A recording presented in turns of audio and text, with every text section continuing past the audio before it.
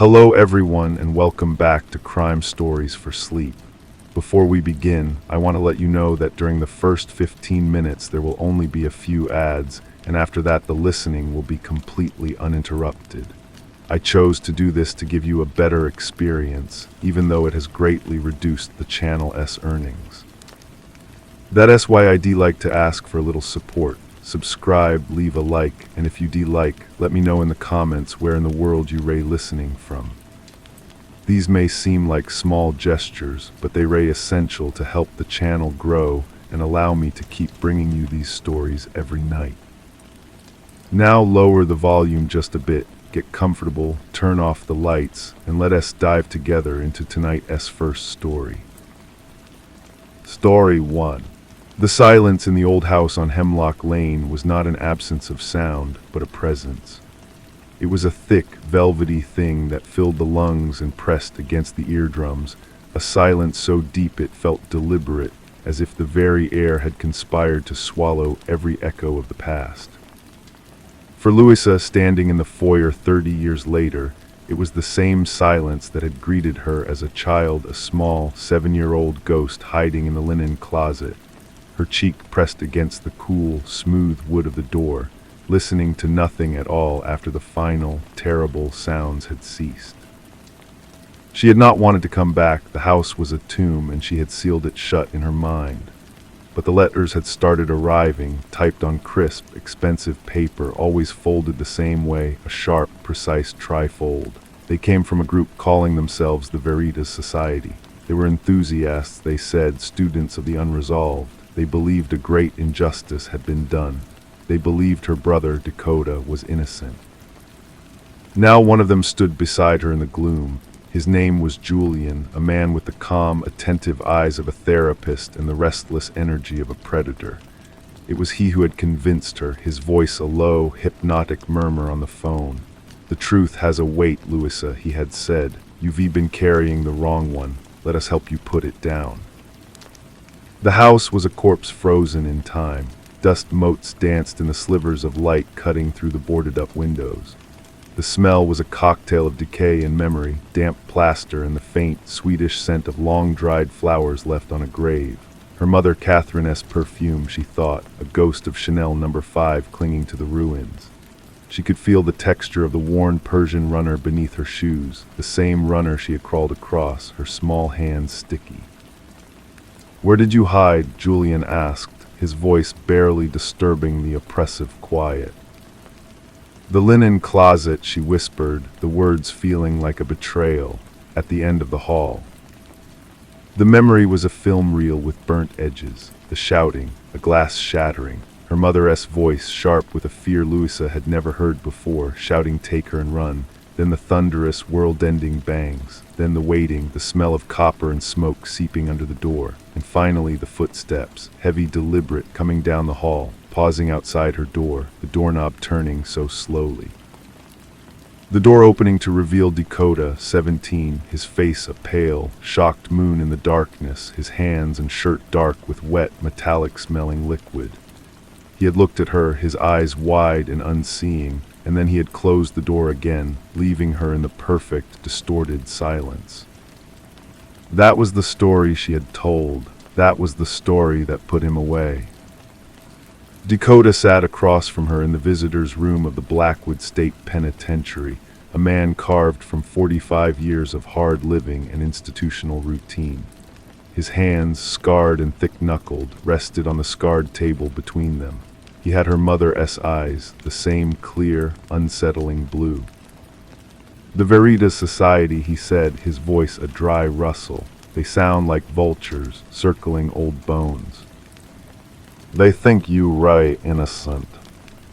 "Do you?" He didn't look at her, but at his own hands, as if reading a story written there.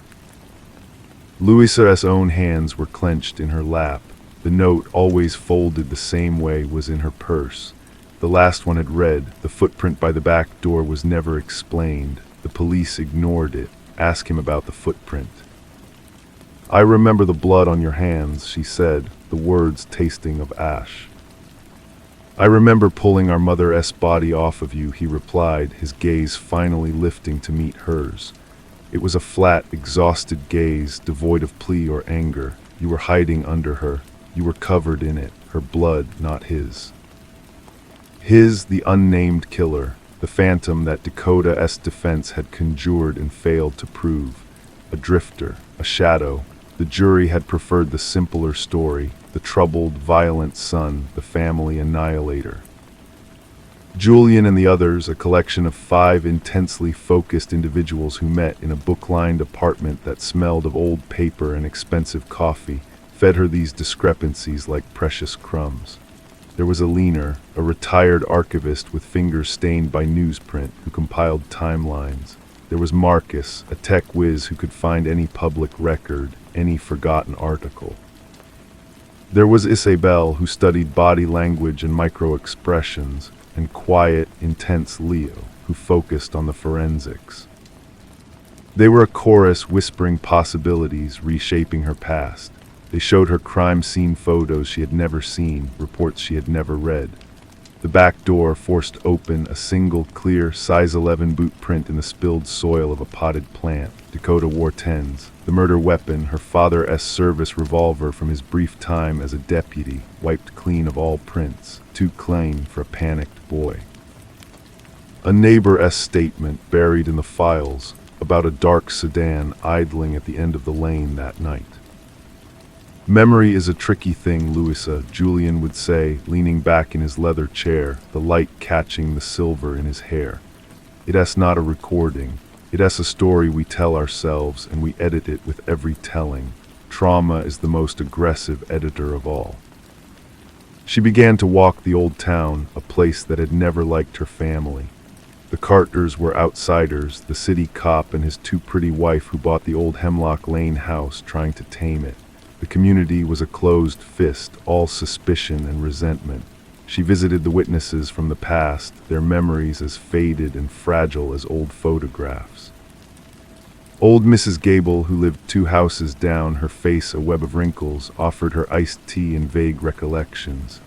Your mother, she was a troubled soul, beautiful but troubled. She had a sadness about her. And your father, he had a temper. They fought. Lord, how they fought. The whole lane could hear it. The footsteps echoed once more in Louisa's mind, the heavy, deliberate footsteps coming down the hall. But now, superimposed was the sound of her father's voice, a roaring, terrifying sound. A memory, long buried, of him throwing a plate against the wall, the porcelain exploding like a gunshot. She went back to Dakota. Did they fight that night, Mom and Dad? Dakota's expression didn't change. They always fought. What about? The usual money, his drinking, her friends. What friends? He gave a short, bitter laugh. You think a boy notices. A man came to the house sometimes. When Dad was on night shift, he drove a dark car. The dark sedan, the note always folded the same way in her purse. The latest one, ask him about the man in the dark car. The pieces were not fitting together. They were splintering, creating new, more dangerous shapes. The Veritas Society was her anchor, their certainty a bulwark against the rising tide of her own doubt. They had a theory. Her father, in a drunken, jealous rage, killed her mother. Dakota, trying to protect his mother, fought with him. The gun went off, killing their father. A tragic, panicked cover-up. It explained the wiped gun. It explained Dakota's shock. It explained why he never offered a coherent alternative. He was protecting the memory of his mother, taking the blame for a crime of passion. It was a beautiful, tragic theory. Louisa wanted to believe it. It absolved her brother of monstrous intent. It made her mother a victim, not of a random monster, but of a domestic tragedy. It was clean. She went back to the house on Hemlock Lane alone, needing to feel the truth in the silence. She stood in her parents' old bedroom. The floorboards were stained a permanent, dark rust near the bed. She could almost see it. Her father, his face contorted. Her mother pleading, the gun. She walked to the linen closet, her sanctuary. She opened the door, the smell of cedar and dust. She knelt, running her fingers over the floorboards where she had huddled. Her finger caught on a slight irregularity, a knothole, but it felt loose. She picked at it with a fingernail, and a small, circular plug of wood came away in her hand. Inside the hole was a tiny, oilcloth-wrapped bundle. Her heart hammered against her ribs, a frantic bird in a cage. She unfolded the cloth. Inside was a key, a small, tarnished silver key, and a photograph faded with time. A photograph of her mother, Catherine, young and laughing, her head thrown back. And the man she was laughing with, his arm around her, was not her father. He was a handsome man with a sharp jaw and dark, intense eyes. On the back, in her mother-esque flowing script, was written, "My North Star, always see." The world tilted. This was the secret. This was the man, the reason for the fights, the source of the poison in their house. She took the key and the photo to Julian, her hands trembling. He examined them with the reverence of a scholar. "This is it, Louisa," he breathed. "This is the proof. This man, this North Star, he is the key. He must have been there that night. Your father found out. It was a confrontation, a crime of passion." They would find him, the society would find him. Marcus went to work, cross-referencing old yearbooks, town records, anything. Isabel studied the photo, noting the man's watch, his jacket, any clue to his identity. The energy in the book-lined room was electric, feverish. They were so close. It was Alina, the archivist, who found it. She brought a faded newspaper clipping from a neighboring county, 15 years before the murders. A society page photo from a charity gala. There was the same handsome man, his smile sharp and confident. His name was Alastair Finch, a real estate developer, a man on the rise. And standing beside him in the photo, much younger, his hair dark and full, was Julian. Louisa felt the floor drop away. She looked at Julian, at his calm, attentive eyes, and saw a different man. She saw a predator who had not been circling old bones, but cultivating them, planting them. She confronted him in his apartment, the key and the photograph clutched in her hand. "You knew him, you knew Alastair Finch." Julian didn't deny it. He simply smiled, a slow, chilling unfurling of his lips. "I worked for him, a long time ago. He was a demanding man. He had certain tastes. Your mother was one of them." The story he told then was not one of tragic passion, but of cold, calculated elimination. Alastair Finch had grown tired of Catherine Carter, of her demands, her threats to tell his wife. He had decided to end it, permanently. He had come to the house that night to do it himself, but her father had come home early. There was a struggle. Finch was a powerful man. He overpowered her father, used his own gun. He killed them both. Dakota had heard the commotion, come downstairs, and walked into the aftermath. He had tried to protect his mother, fought with Finch, but was overpowered. Finch had forced him to touch the gun to get his prints on it, then wiped it clean. He had left Dakota, stunned and covered in his parents' blood, as the perfect patsy. "And you," Louisa asked, her voice a thread of sound, "where were you?" "I was the driver," Julian said softly. "I waited in the car. I was young. I was afraid. I've carried the guilt ever since." The Veritas Society, it wasn't just about any unsolved crime. It was always about this one. It was my penance, to free an innocent man. "But you let him rot in prison for 30 years.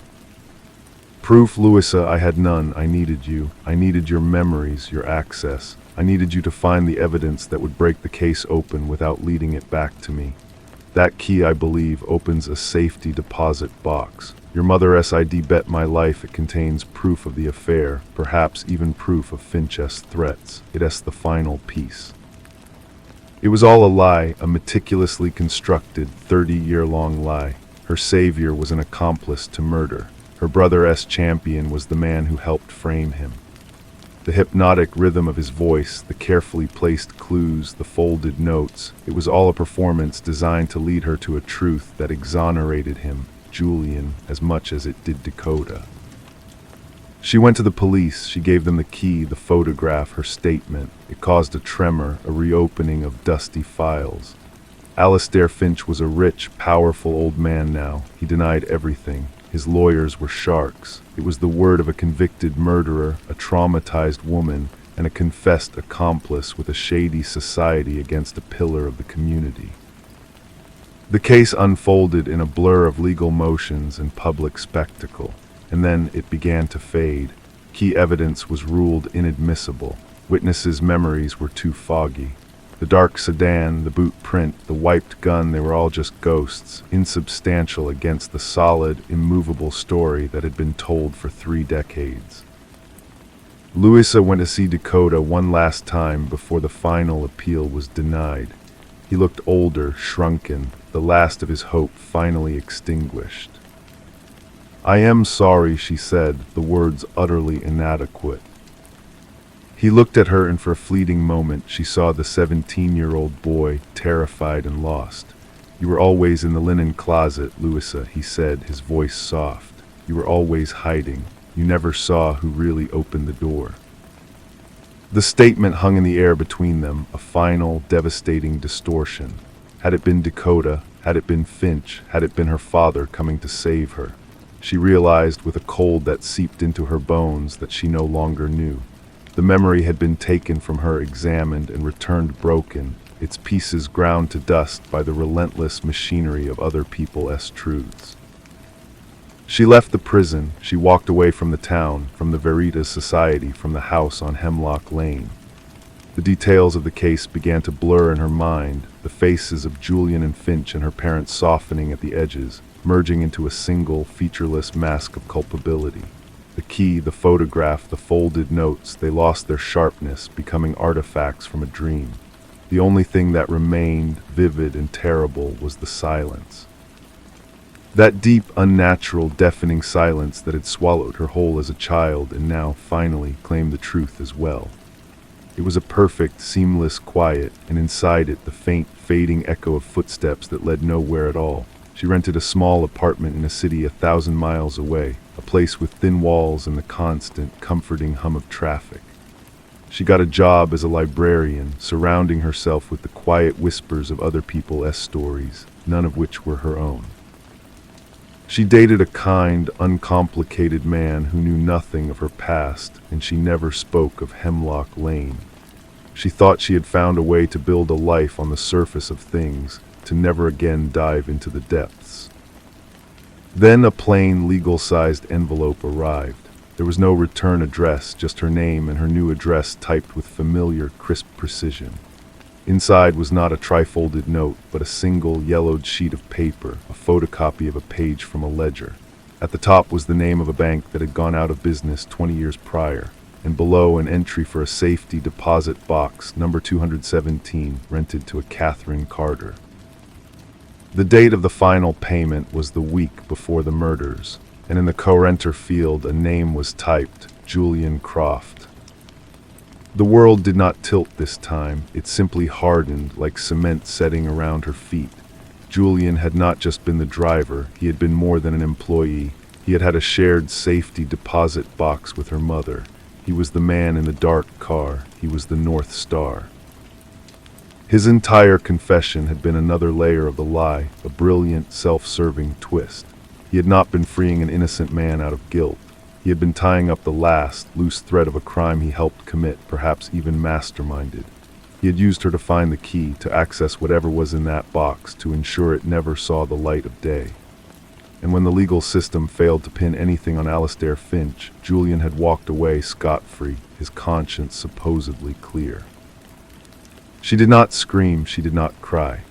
She folded the ledger page and placed it in a small metal lockbox at the back of her closet, next to the tarnished key and the photograph. She did not go to the police. What was the point? They were just men, and men could be fooled, bought, or worn down. The truth was not a weight you could put down. It was a seed.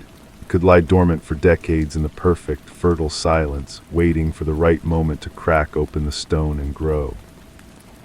She went to work the next day. She smiled at her boyfriend that evening. She lived her life on the surface, but deep inside, in the linen closet of her soul, a little girl was no longer hiding. She was waiting, and she was no longer listening for footsteps. She was listening for the sound of a lock, a very specific, tarnished silver lock, finally beginning to turn. The sound was the turning of a page, the soft rasp of paper that was, to her, louder than any gunshot. She was reshelving returns in the history section, a task of mundane order when the thought crystallized. Julian had needed her to find the key, but he had never needed the key itself. He had needed to know what it opened and where it was. He had needed to be sure the contents of box 217 were neutralized. The ledger page was not a taunt. It was a message from the past, from someone who had known, someone who had worked at that defunct bank. It was a message that said the contents had mattered, that they still mattered. Her boyfriend, Mark, noticed her stillness over dinner. "You seem distant," he said, his voice full of warm, simple concern. She looked at his face, so open and unhaunted, and felt a chasm open between them that was as wide as her life. It was the chasm that held Dakota and her parents and Julian and the cold, patient truth. "I am just tired," she said, and the lie was so easy, so fluid, it frightened her. That night while Mark slept, she took the lockbox from her closet. She laid the key, the photograph, and the ledger page on her kitchen table. She saw it now not as a collection of clues, but as a map of a relationship. Catherine Carter and Julian Croft, the North Star and his acolyte. The affair was not with Alastair Finch. Finch was the money, the power, the cover. Julian was the heart of it. Her mother had loved him. The fights with her father, the dark sedan, the secret box, it was all for Julian. The murders were not a crime of passion by her father. They were not a cold elimination by Finch. They were a transaction. Her father had found out, had threatened to expose them. Julian and Finch had decided to remove the problem permanently, and they had used her brother as the perfect, broken tool to do it. She understood now why Julian had created the Veritas Society. It was not penance, it was maintenance. Dakota's endless appeals were a loose thread. One day, a new lawyer, a new piece of evidence could unravel everything. But if Julian could control the unraveling, if he could guide it to a dead end named Alastair Finch, then the thread would be cut, and the fabric of the lie would hold for good. He had not just been planting evidence for her to find. He had been pruning the truth, directing its growth so that it would strangle itself. Louisa did not feel anger. She felt a profound, chilling clarity. The law was a language she did not speak fluently enough to win this battle. The truth was a story, and Julian was a master storyteller. To beat him, she would have to become a better one. She began with Alina, the retired archivist. She found her living in a small cottage on the outskirts of their old town, surrounded by cats and filing cabinets. Alina's eyes, when she opened the door to Louisa, were not surprised but deeply sad. "You figured it out," she said, her voice a whisper. "I wondered if you would." Alina had been the one to send the ledger page. She had worked at the bank as a young woman. She had remembered the beautiful, nervous Catherine Carter and the sharp, handsome Julian Croft. She had remembered them renting the box together. When the murders happened, she had been too afraid to come forward. When Julian formed the Veritas Society and focused on the Carter case, her fear had turned to a nauseating understanding. She had fed Louisa the genuine, buried clues, the footprint, the sedan, hoping they would lead her to the real truth, not Julian's curated version. She was too old and too tired to fight him herself. She gave Louisa one more thing, a date. The day after the final payment on the safety deposit box, Catherine Carter had made a large cash withdrawal from her personal account, a withdrawal that nearly emptied it. She wasn't paying for the box, Louisa realized. She was packing. She was leaving. She was going to run away with Julian. She went to see Alastair Finch. He received her in his study, a room of dark wood and immense self-importance. He was an old lion in a cage of his own making. He denied everything again, his voice a dry rattle of legal threats, but she wasn't there for a confession. She was there to watch him. She told him she believed Julian had manipulated her, that she now saw Finch was an innocent man caught in a web of lies. She apologized. She appealed to his ego. And she saw the flicker in his eyes when she mentioned Julian's name. It was not the look of a co-conspirator. It was the look of a man who was afraid. Julian had something on him, too, something that ensured his silence. The pieces locked into place. Her father had not just discovered the affair. He had discovered the embezzlement, the fraud, whatever financial scheme Julian was running under Finch's nose. Her mother's planned flight was the trigger. It would have exposed everything, so they had to die. And Dakota, the troubled son, was the perfect fall guy. a piece of human debris to be swept into the system and forgotten. Louisa went back to her city, to her apartment, to her life on the surface. She knew everything now. She had the whole, ugly, complete truth, and it was utterly, completely useless. It was a weapon with no trigger, a key with no lock. Julian had won. He had outmaneuvered the police, the courts, and her. He had taken her past and her brother and sealed them in a tomb of his own design. She sat in her quiet living room, the silence once again a physical presence. But this time it was different. It was not the silence of a child hiding. It was the silence of a hunter waiting. She would not go to the police. She would not confront Julian. She would live her life. She would marry Mark, perhaps, have children. She would be happy in her way. And she would wait. Julian was a meticulous man. He had covered his tracks for 30 years, but he had made one mistake. He had shown her how he thought. He had taught her about patience, about the architecture of a lie, about the editing of memory. He had created her, his final and most dedicated student. One day he would get old, he would get careless. One day a crack would appear in the perfect facade he had built, and when it did, she would be there, not with a scream, not with accusation, but with a whisper, with a single, folded note placed where he would find it, a note that contained a truth only he would understand. A truth that would fester in the silence he had taught her to cultivate.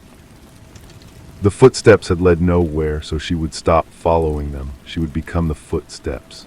She would walk patiently through the years until the moment came to step out of the darkness and open his door. The waiting was a practice, a discipline. She learned its rhythms. She married Mark in a small ceremony with no family present. He was a good man, a simple man who designed websites and loved her and asked no questions about the lockbox in the back of her closet. They had a daughter they named Claire. Louisa would watch Claire sleep, her chest rising and falling with the innocent certainty of a child who knew nothing of linen closets or silenced guns, and she would feel a love so fierce it was indistinguishable from terror. She kept the truth like a sliver of ice in her heart. It did not melt, it merely kept the rest of her cool and functional.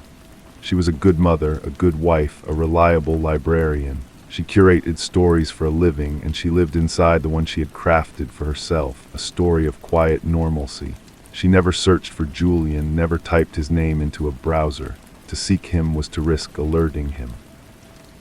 She had to be a dormant agent in the field, activated only by a signal from him. The signal came on Claire's 7th birthday. A birthday card arrived in the mail among the others from grandparents and friends. It was a generic store-bought card with balloons on the front, but the handwriting on the envelope was that same crisp, familiar script. Inside, below the printed birthday wish, was a single line written in the same ink. I hear your daughter has your eyes. The ice in her heart did not melt. It shattered and the shards flew through her veins. He was not getting careless. He was reminding her that he was still there, that her new life was as transparent to him as her old one. He was the North Star, and he was still charting her course. Mark was in the kitchen, laughing, icing a cake. Claire was tearing open a box containing a new bicycle. The sun streamed through the windows. It was a perfect, normal scene, and he had just drawn a line through its center. She did not react. She placed the card with the others, a smile fixed on her face. That night she burned it in the kitchen sink, watching the flames turn the words to black confetti before washing the ashes down the drain. The waiting was over. The hunt was beginning. She started slowly, meticulously. She used the library's archival databases, accessing them from a public terminal at a different branch, paying with cash. She was not looking for Julian Croft. She was looking for Alastair Finch. The old lion was dying. A brief, overlooked business news item noted the transfer of his majority holdings to a shell corporation. The name of the corporation was Croft Holdings. Julian was not just covering his tracks, he was collecting his inheritance. He was moving in, finally, on the empire he had helped build and protect through blood. It was his moment of triumph, the culmination of his life's work, and triumphant men, she knew, made mistakes. She took a day trip telling Mark she was visiting a friend from college. She drove to the city where Finch's company, now Julian's company, had its headquarters. She did not go inside. She sat in a cafe across the street and watched. She saw him emerge at lunchtime. He was older, his hair silver now, but he moved with the same predatory grace. He was not with assistants. He was with a woman, young, beautiful, hanging on his arm. He was not just consolidating power. He was enjoying its spoils. He was becoming visible. That was his mistake. For 30 years he had been a ghost, a scholar, a behind-the-scenes player. Now he was stepping into the light. He believed his victory was complete, that all loose ends were tied. He believed Louisa was a closed book, a frightened woman he could still intimidate with a birthday card. He had forgotten his own lessons. He had forgotten that the most dangerous animal is not the one that attacks, but the one that has learned to mimic the forest so perfectly it becomes invisible. She returned home, she kissed her husband, she hugged her daughter, she went to work and she began to write, not a letter, not a confession, a history. She wrote down everything from the first folded note to the last birthday card. She documented every conversation with Julian, with Elena, with Finch. She included copies of the photograph, the ledger page, her own memories of that night, unedited by hypnosis. She wrote it not as an accusation, but as a dry, factual narrative. She packaged it into 3 identical envelopes. One she addressed to the most dogged investigative journalist she could find, a woman known for tearing down powerful men. One she addressed to the state's attorney general, a political rival of the old guard that had protected Finch. The 3rd she kept. She did not mail them, she placed them in her lockbox. They were her insurance, her final move if he ever came too close. Her real work was subtler. She began to frequent online forums for true crime enthusiasts, using a virtual private network and a fake name. She did not post about the Carter case. Instead, she gently, expertly guided discussions about other, similar cases with corrupted evidence, with coerced confessions, with wealthy, untouchable suspects. She planted seeds of doubt in the public consciousness, cultivating a garden where a story about a respected businessman named Julian Croft might one day take root. She was no longer waiting for a crack in his facade. She was preparing the ground so that when the crack appeared, the whole world would be ready to see it. She was building a truth that was bigger than his lie. She was the little girl in the linen closet, but she was no longer hiding. She was holding the door shut from the outside, and she was waiting for him to realize he was the one trapped in the dark. The silence was no longer his weapon. It was her territory, and she was its keeper. The years folded into one another, a quiet accordion of school plays and anniversaries and bedtime stories. Claire grew, her laughter a sound that could, for moments at a time, almost drown out the hum of Louisa's purpose.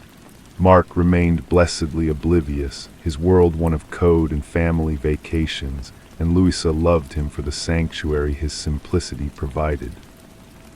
She tended her online gardens of doubt with the patience of a master gardener, her digital presence a ghost that nudged conversations and highlighted inconsistencies in other, unrelated injustices. She was a scholar of corruption, and Julian Croft was her unnamed, unspoken thesis. She learned that he had married the young woman, that he sat on philanthropic boards, that his name was now occasionally in the society pages, a respected pillar of the community. Each photograph of him, smiling beside a hospital wing or at a gala, was a piece of data filed away. He was building a legacy, a monument to himself built on the foundation of her family's grave. When Claire was 12, she developed a passion for old movies. They spent weekends together on the couch, watching black and white films. One Saturday, a detective noir came on. The villain was a wealthy, charming man who had committed the perfect crime. As the credits rolled, Claire, nestled against her side, said, "He was smart, but he talked too much. He loved hearing himself be the hero of his own story. That's how they caught him." Louisa's breath caught in her chest. It was a child's observation, simple and profound. Julian was the hero of his own story. The Veritas Society, his public redemption, his business success, his triumph over a corrupt system. He had crafted a narrative where he was the brilliant moral center. And what did every hero need? An audience. Her insurance envelopes were a threat, a confrontation. Her online whispers were a slow, anonymous poison, but neither played to his vanity. He had initiated their relationship through written words, a series of notes that had guided her. He missed the game. He missed the audience of one who truly understood his genius. She took the third envelope, the one she had kept, and she destroyed it. Then she went to a stationery store in another city and bought a box of heavy, cream-colored paper and a bottle of black fountain pen ink. She sat at her kitchen table one night after Mark and Claire were asleep, the house silent around her. She unscrewed the bottle, the scent of ink, a dark perfume. She did not write a threat. She did not write an accusation. She wrote a question. The safety deposit box, she wrote, her handwriting deliberate and calm, unlike her own. What did you do with the contents? I know you found them. I know you wouldn't have destroyed them. A man like you keeps trophies. She signed it with a single, looping initial, L. She mailed it from a mailbox downtown to his office, the address listed proudly on his company's website. The weight was different this time. It was active. She had cast a line into the dark water, and she felt the tension of it in her daily life. She was not waiting for him to make a mistake. She was inviting him to perform. 3 weeks later, a reply came. A thick, expensive envelope, same cream-colored paper. Inside, no salutation.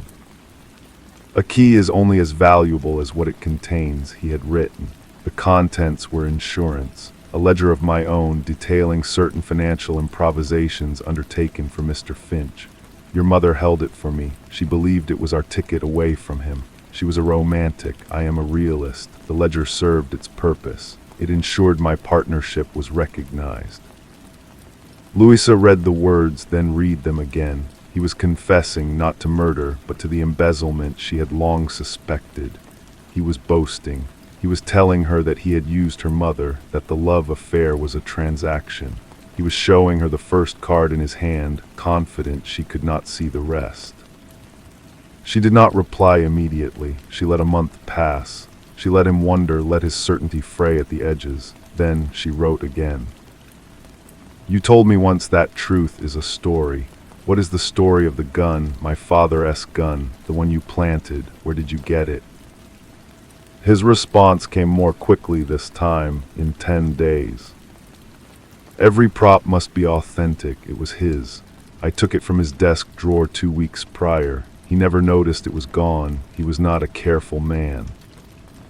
Louisa held the paper, her hands steady. He had been in her house. He had stood in her father's study and taken the very weapon that would be used to kill him. The violation was so intimate, so profound, it felt like a physical chill. He was giving her these details not because he was forced to, but because he was proud of them. He was curating his masterpiece for its most appreciative viewer. This was the crack, not a slip of the tongue, but a deliberate opening of the door to his private gallery of crimes. He was the artist, and she was the critic whose understanding he craved. He wanted her to see the brilliance of his composition, the subtlety of his technique. She wrote a third letter. This one was shorter than the others. You ray right, my father was not a careful man, but I am. She did not ask a question. She stated a fact. She mailed the letter and then she waited. She did not need to check the mailbox. She knew. The next communication would not be a letter. He would not be able to resist. The hero of the story needed to see the effect of his performance. He needed to see his audience. A week later, as she was walking home from the library, a dark sedan, new and silent, pulled up beside her. The window slid down. Julian Croft looked out, his silver-haired, handsome face as calm as if he were ordering coffee. His eyes, however, were alight with a fierce, hungry curiosity. Louisa, he said, his voice exactly as she remembered it, a cello string pulled taut. It seems we have more to discuss. Get in. She did not look at the car. She did not break her stride. She kept walking, her gaze fixed on the path ahead, on the door of her home where her daughter would be doing her homework. She had spent a lifetime listening for his footsteps. Now she was making him follow hers. She heard the electric hum of the window sliding up, and then the soft purr of the engine as the car crept along the curb, matching her pace.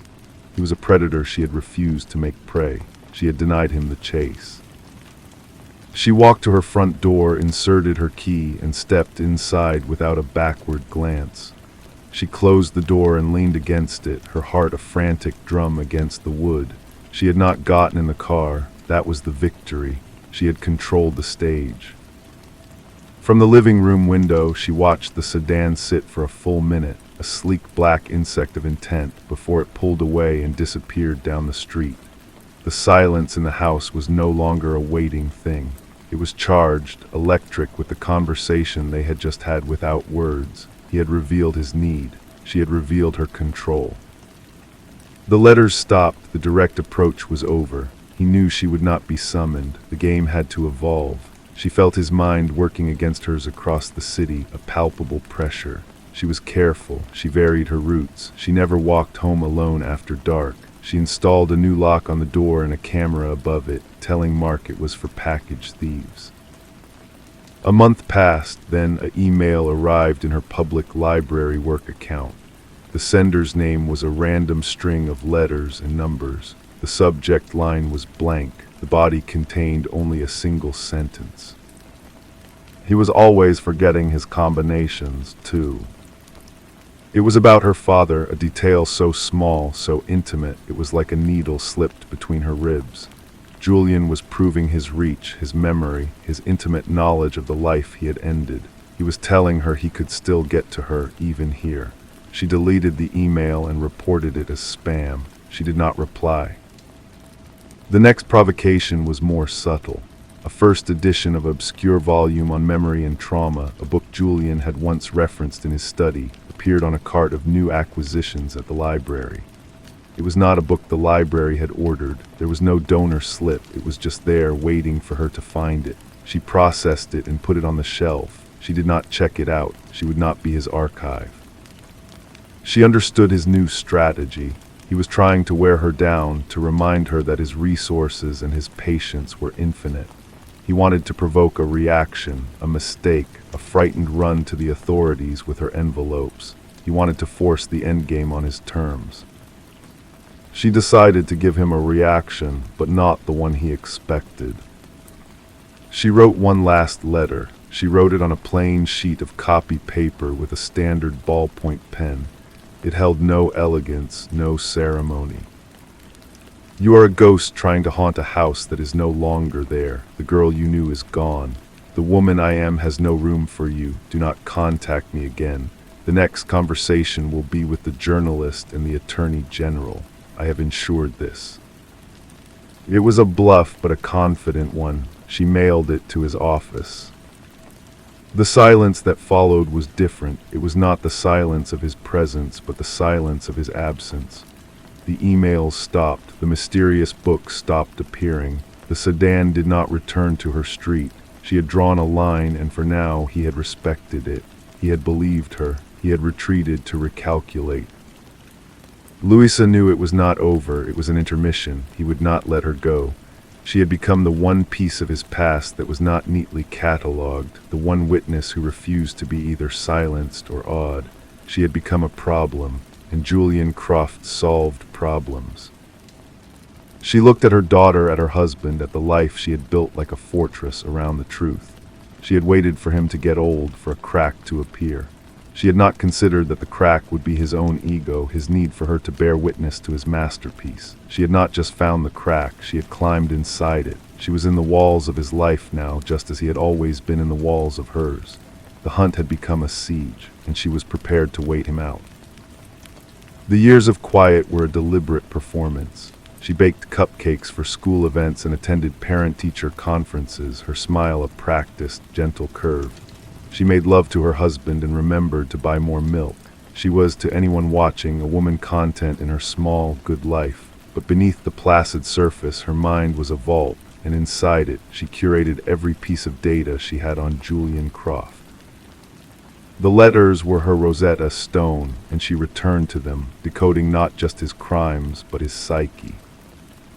He was consolidating his legacy. A museum wing bore his name. A university library was dedicated to his pursuit of truth. The irony was a bitter pill she swallowed without a flinch. She watched his public appearances on a private browser window, studying the set of his shoulders, the easy, confident gestures. He was playing the part of the benevolent patriarch, but she could see the sharp, hungry intelligence in his eyes. He was a man who had everything, and it was not enough. He needed the one person who knew it was all a lie to bear witness to his triumph. She turned 50. Claire left for college on the East Coast, a physics textbook and a framed photo of the three of them tucked in her suitcase. The house grew quieter. Mark talked of retirement, of buying an RV, of seeing the Grand Canyon. Louisa smiled and nodded, her mind tracing the contours of a different future. It was a Tuesday when she saw the obituary. Alistair Finch was dead, a quiet private service, no flowers, donations to the American Cancer Society. The last pillar of the old world was gone. Julian was truly, completely alone at the top. 2 days later, a package arrived at the library addressed to her professionally. It was a book bound in rich, dark leather. There was no note. The title was embossed in gold foil on the cover, The Veritas Protocols, a life's work in the pursuit of truth by Julian Croft. It was his memoir. Her hands did not tremble as she opened it. The prose was elegant, scholarly, and utterly self-serving. It spoke of a childhood fascination with logic, an academic career dedicated to epistemology, and the founding of the Veritas Society as a philosophical exercise. He had sanitized his own history, airbrushing out the blood and the money. She skimmed the chapters, her heart a cold, hard stone in her chest. Then near the end, she found it, a single black and white photograph.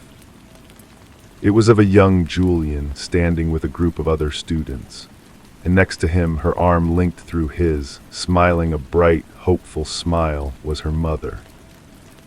The caption read, "With Eleanor Carter, a brilliant, troubled soul who taught me much about the fragility of memory." The audacity was breathtaking. He had not just erased his crime, he had enshrined his victim in his narrative, making her a minor, tragic character in the grand story of Julian Croft.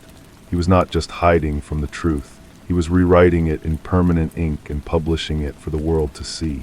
This was his final move. This was his checkmate. She closed the book. She did not burn it. She placed it on the shelf in her office between a dictionary and a local history guide. It belonged there among the other fictions.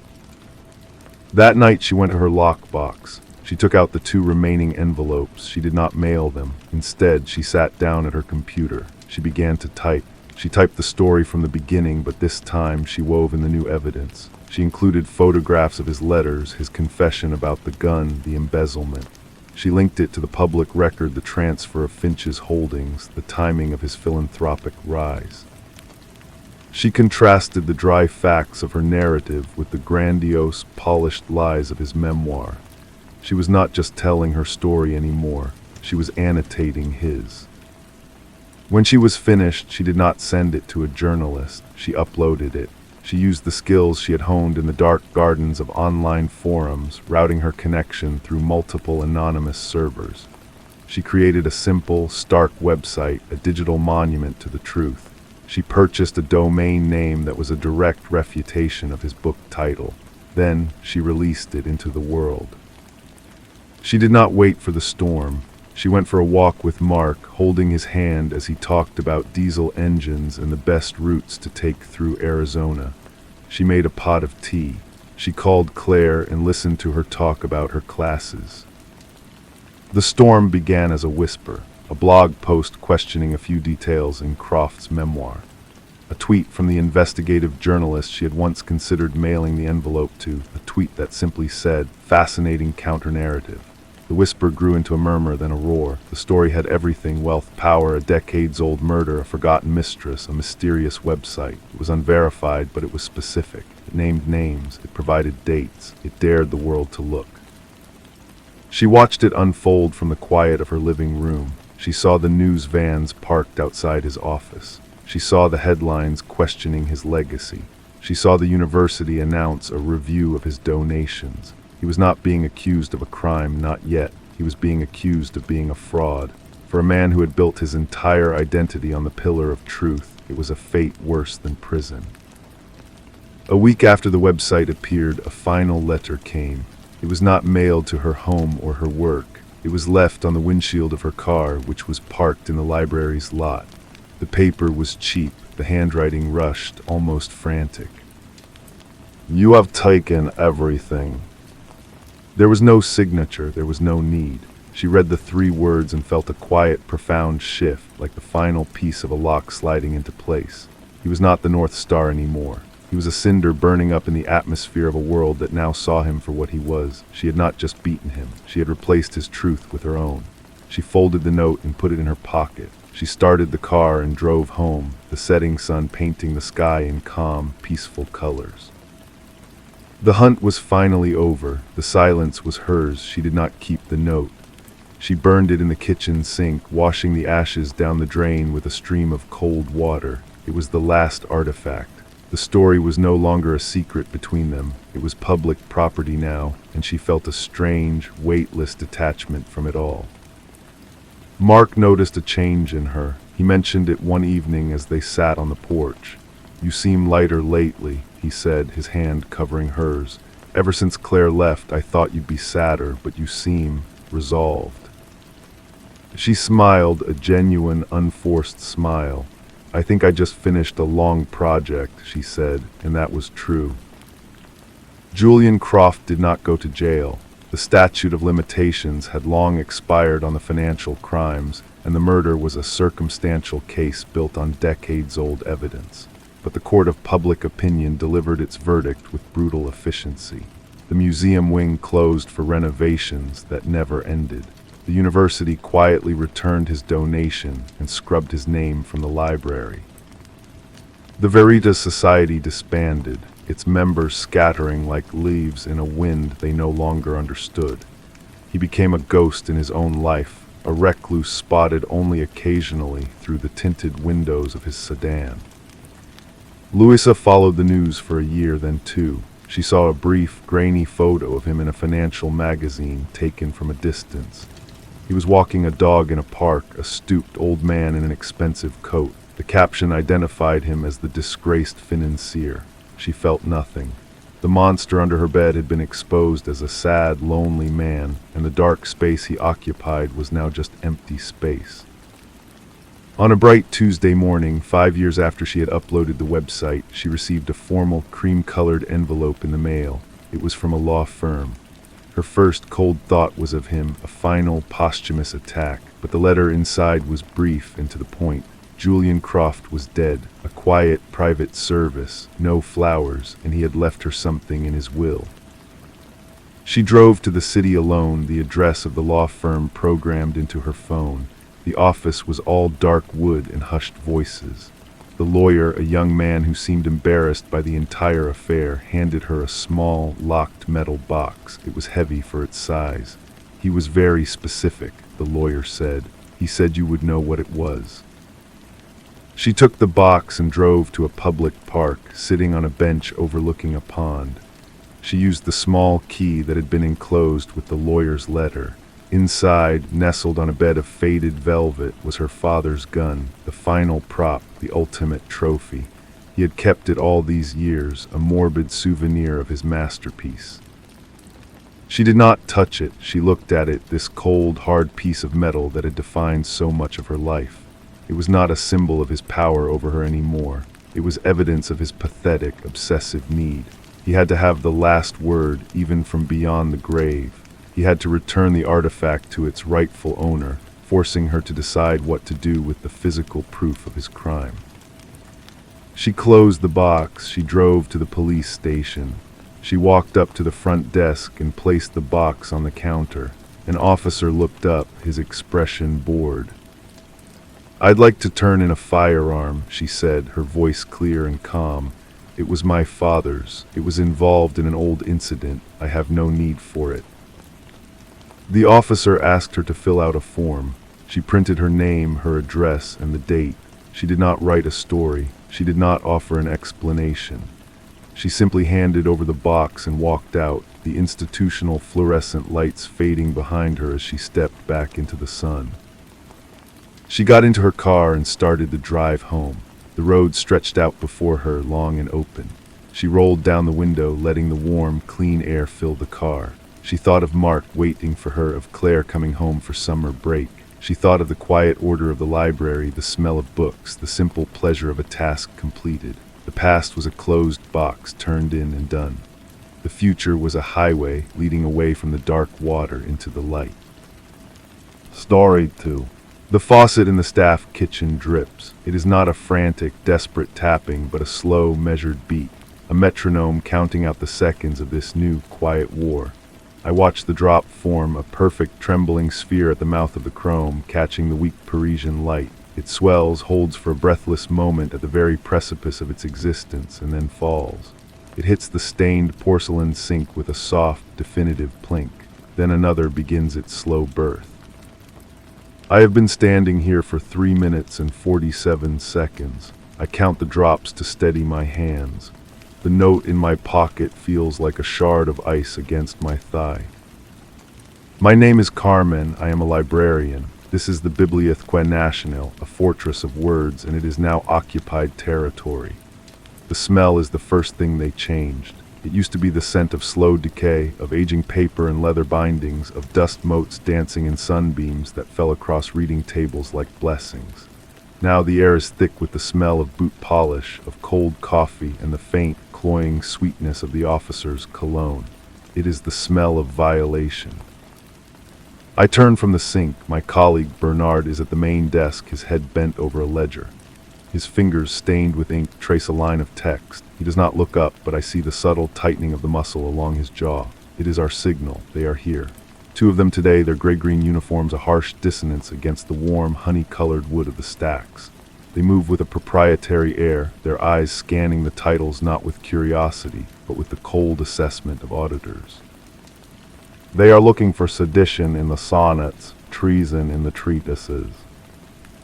I slip into the labyrinth. The bookshelves rise around me, a canyon of accumulated human thought.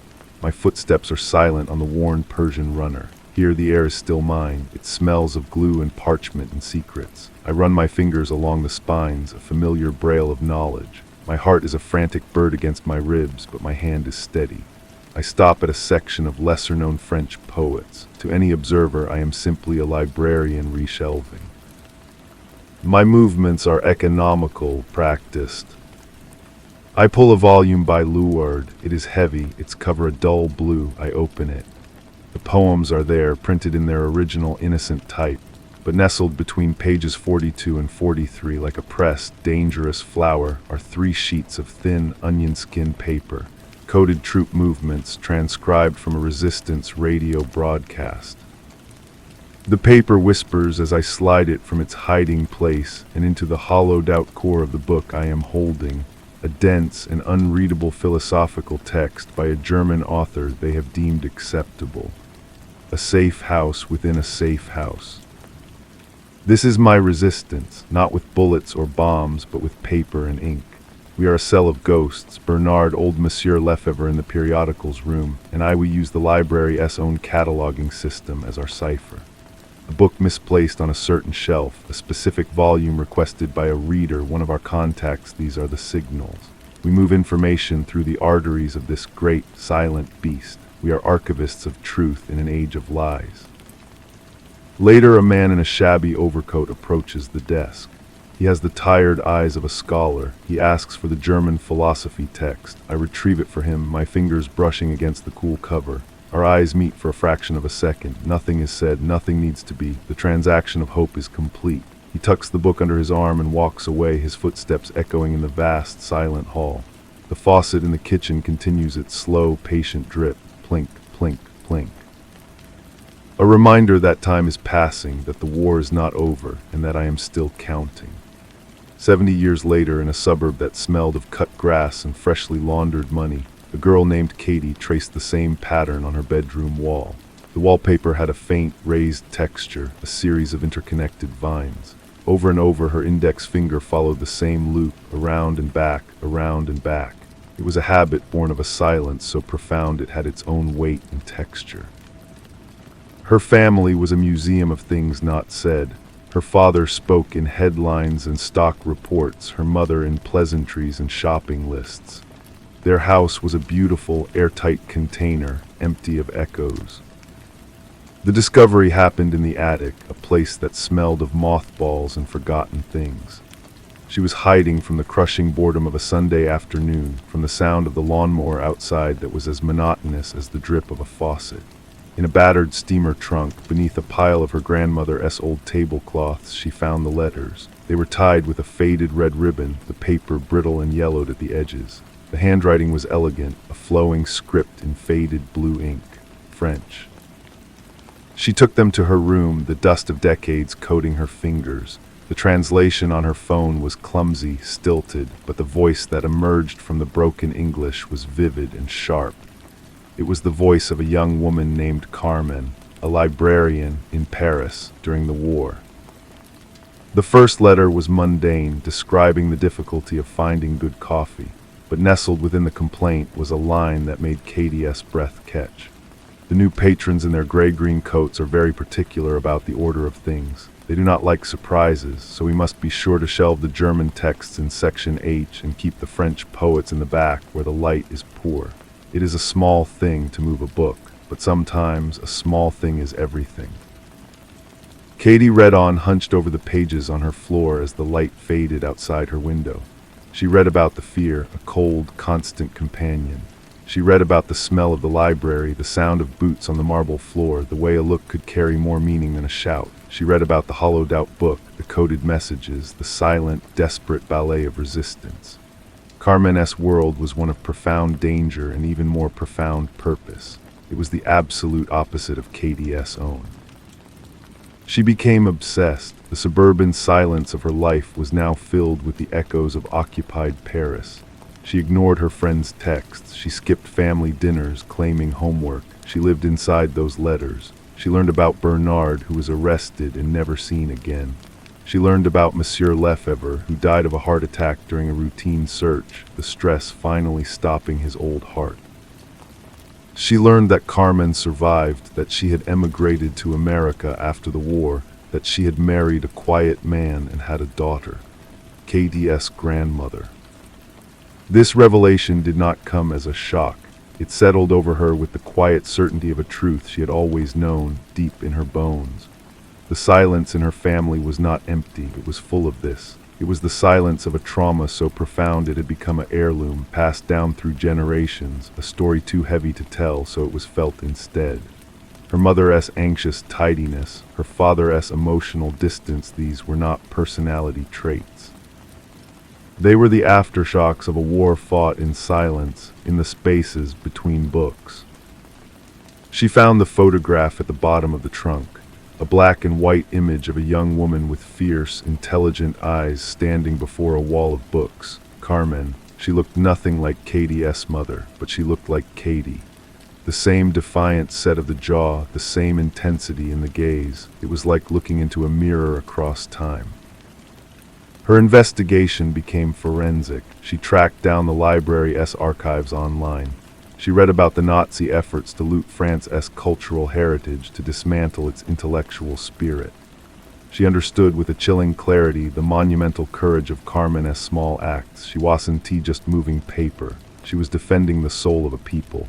She was ensuring that a certain truth, a certain beauty, would not be erased.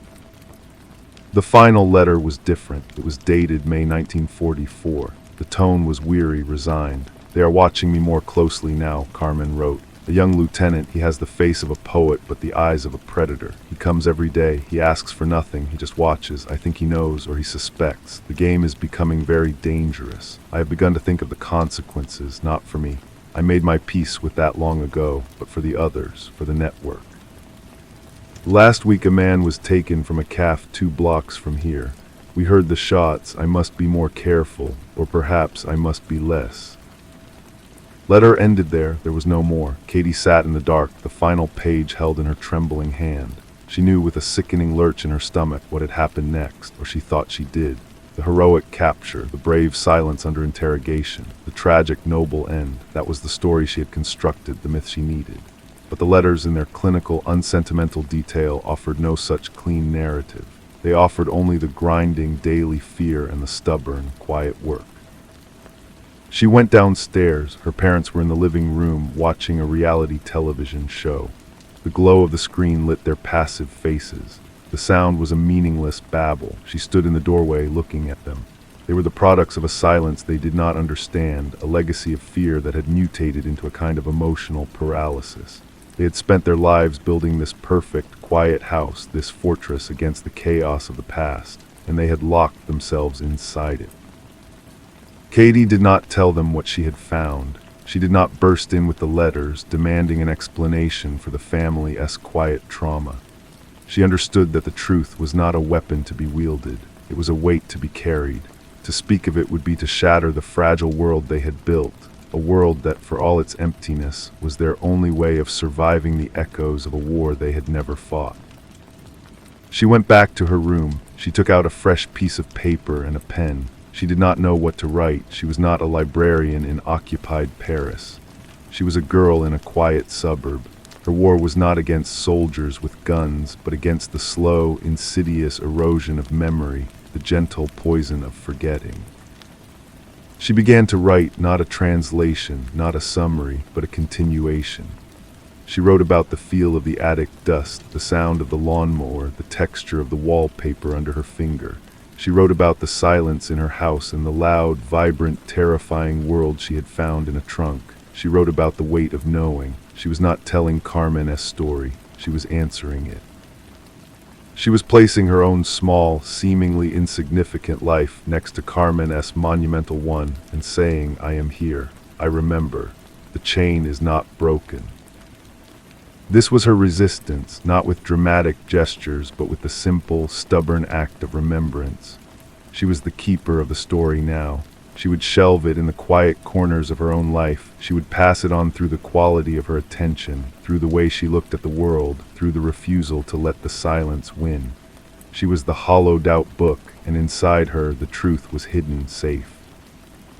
She finished writing and looked at her reflection in the dark window. For a moment she did not see herself. She saw Carmen standing in the stacks, her hand resting on the spine of a book, her ears straining for the sound of boots on the marble, her heart a steady, determined drum against the drip, drip, drip of time. The two images superimposed, past and present, the woman who fought with silence and the girl who fought against it. They were not the same person, but they were part of the same story. And in that silent, mirrored acknowledgement, there was no shock, no dramatic revelation. There was only a deep, resonant understanding, a quiet passing of the torch in the long twilight struggle against the dark. The war was different. The battlefield had changed, but the fight she now knew was forever. The next morning, the world outside her window looked the same. The sprinklers hissed on the manicured lawns. A neighbor waved, holding a coffee mug, but everything was different. The air itself seemed charged with a new significance. Katie went to school, she sat in her classes, she spoke to her friends, but a part of her was elsewhere, walking the hushed aisles of a Parisian library, her senses heightened to the threat in every footfall. She began her research in earnest, not as a hobby, but as a duty. In the public library, a bland, modern building that smelled of synthetic carpet, she found books the online archives had only hinted at. She read personal accounts of other resistors, not the famous names, but the clerks, the railway workers, the farmers. She learned about the intricate, fragile networks of communication that had been the true backbone of the resistance. It was a tapestry of immense courage and mundane detail, and Carmen had been one of its countless, invisible threads. Her own life became a series of small, deliberate actions. She started a journal, not a diary of her feelings, but a record. She wrote down her grandmother's maiden name, the name of the ship she had taken to America, the address of the library in Paris.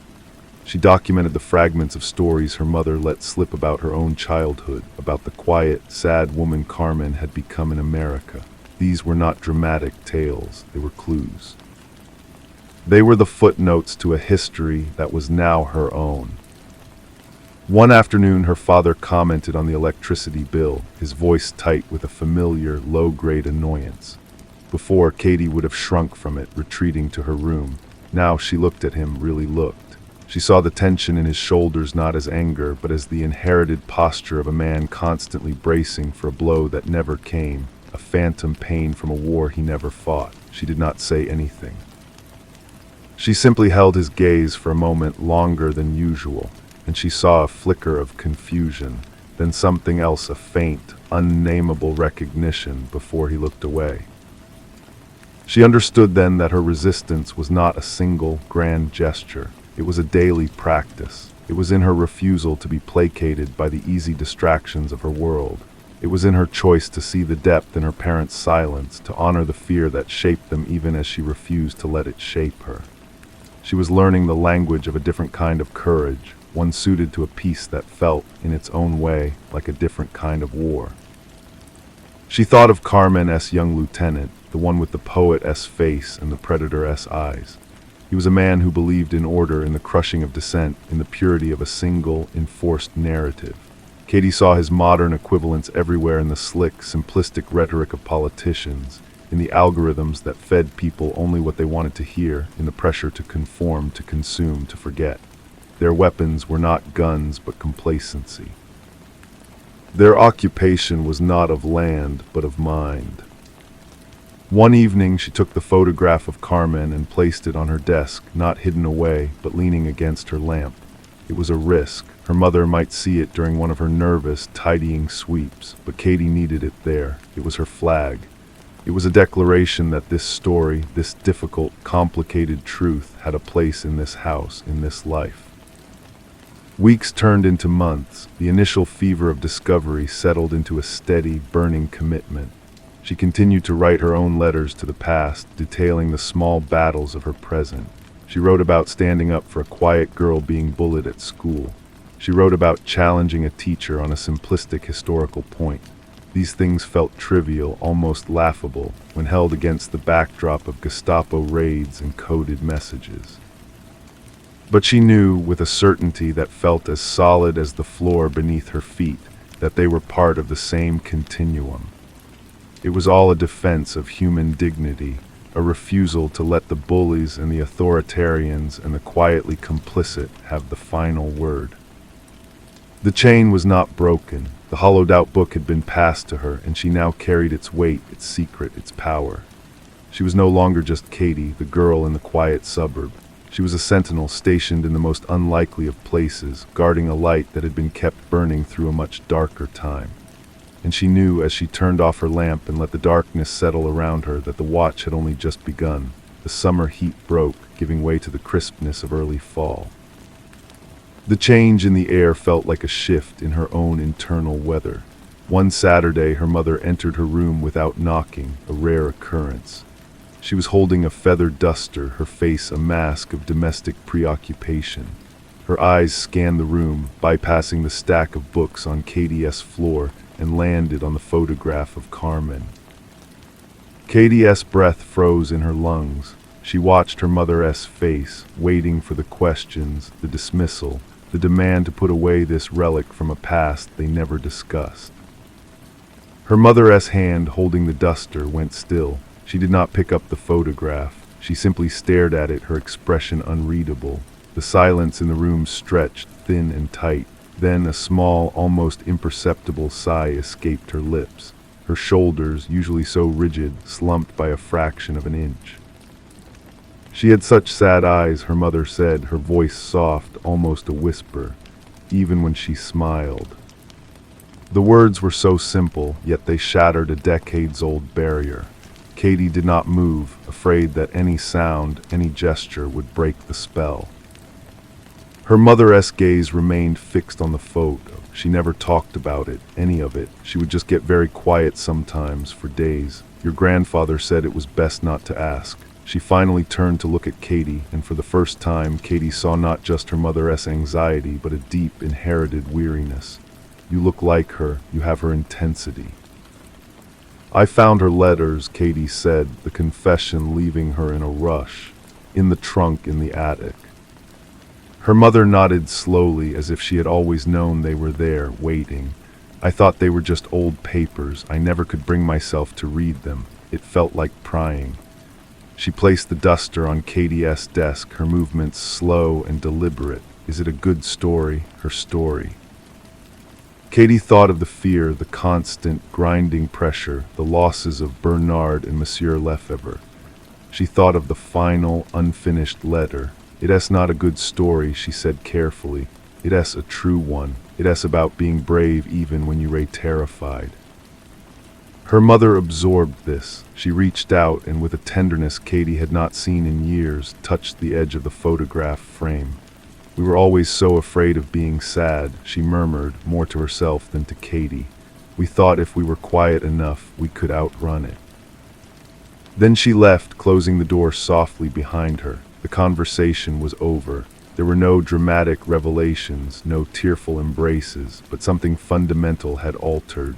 The silence in the house was no longer empty. It was now a space where a name, Carmen, could be spoken. It was a beginning.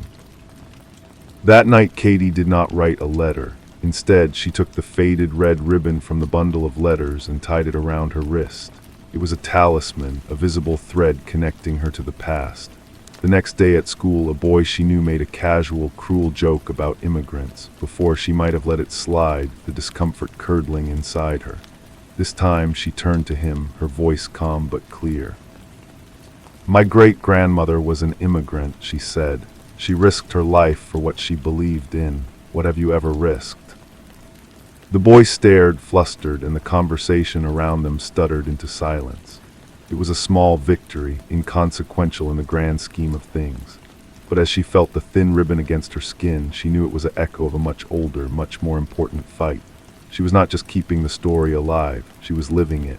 The library was everywhere now, and every quiet act of courage was a message being passed, a book being safely shelved in the endless, ongoing archive of human resistance. The ribbon on her wrist became a part of her, a quiet reminder that her own skin was now the cover for this hidden history. She started a blog not under her own name, but as an anonymous project. She called it The Quiet Resistance. She posted no personal details, only transcribed excerpts from Carmen's letters, interspersed with her own brief reflections on what they meant to her now, in a world of digital surveillance and social pressure. She wrote about the lieutenant with the poet's face and compared him to the sleek, smiling influencers who sold a conformity of thought. She wrote about the hollowed-out book and compared it to the small, secret acts of kindness and integrity that people performed every day, unseen. The blog gathered a small, steady following. Comments trickled in, not just of historical interest, but of personal connection. A woman from Canada wrote that her grandfather had been a code breaker and that the post about Bernard had made her cry. A teacher from Brazil said she was using the excerpts to teach her students about the personal cost of war. Katie was no longer just a keeper of the story for her own family. She was a curator for a scattered, unseen community. She was building her own network.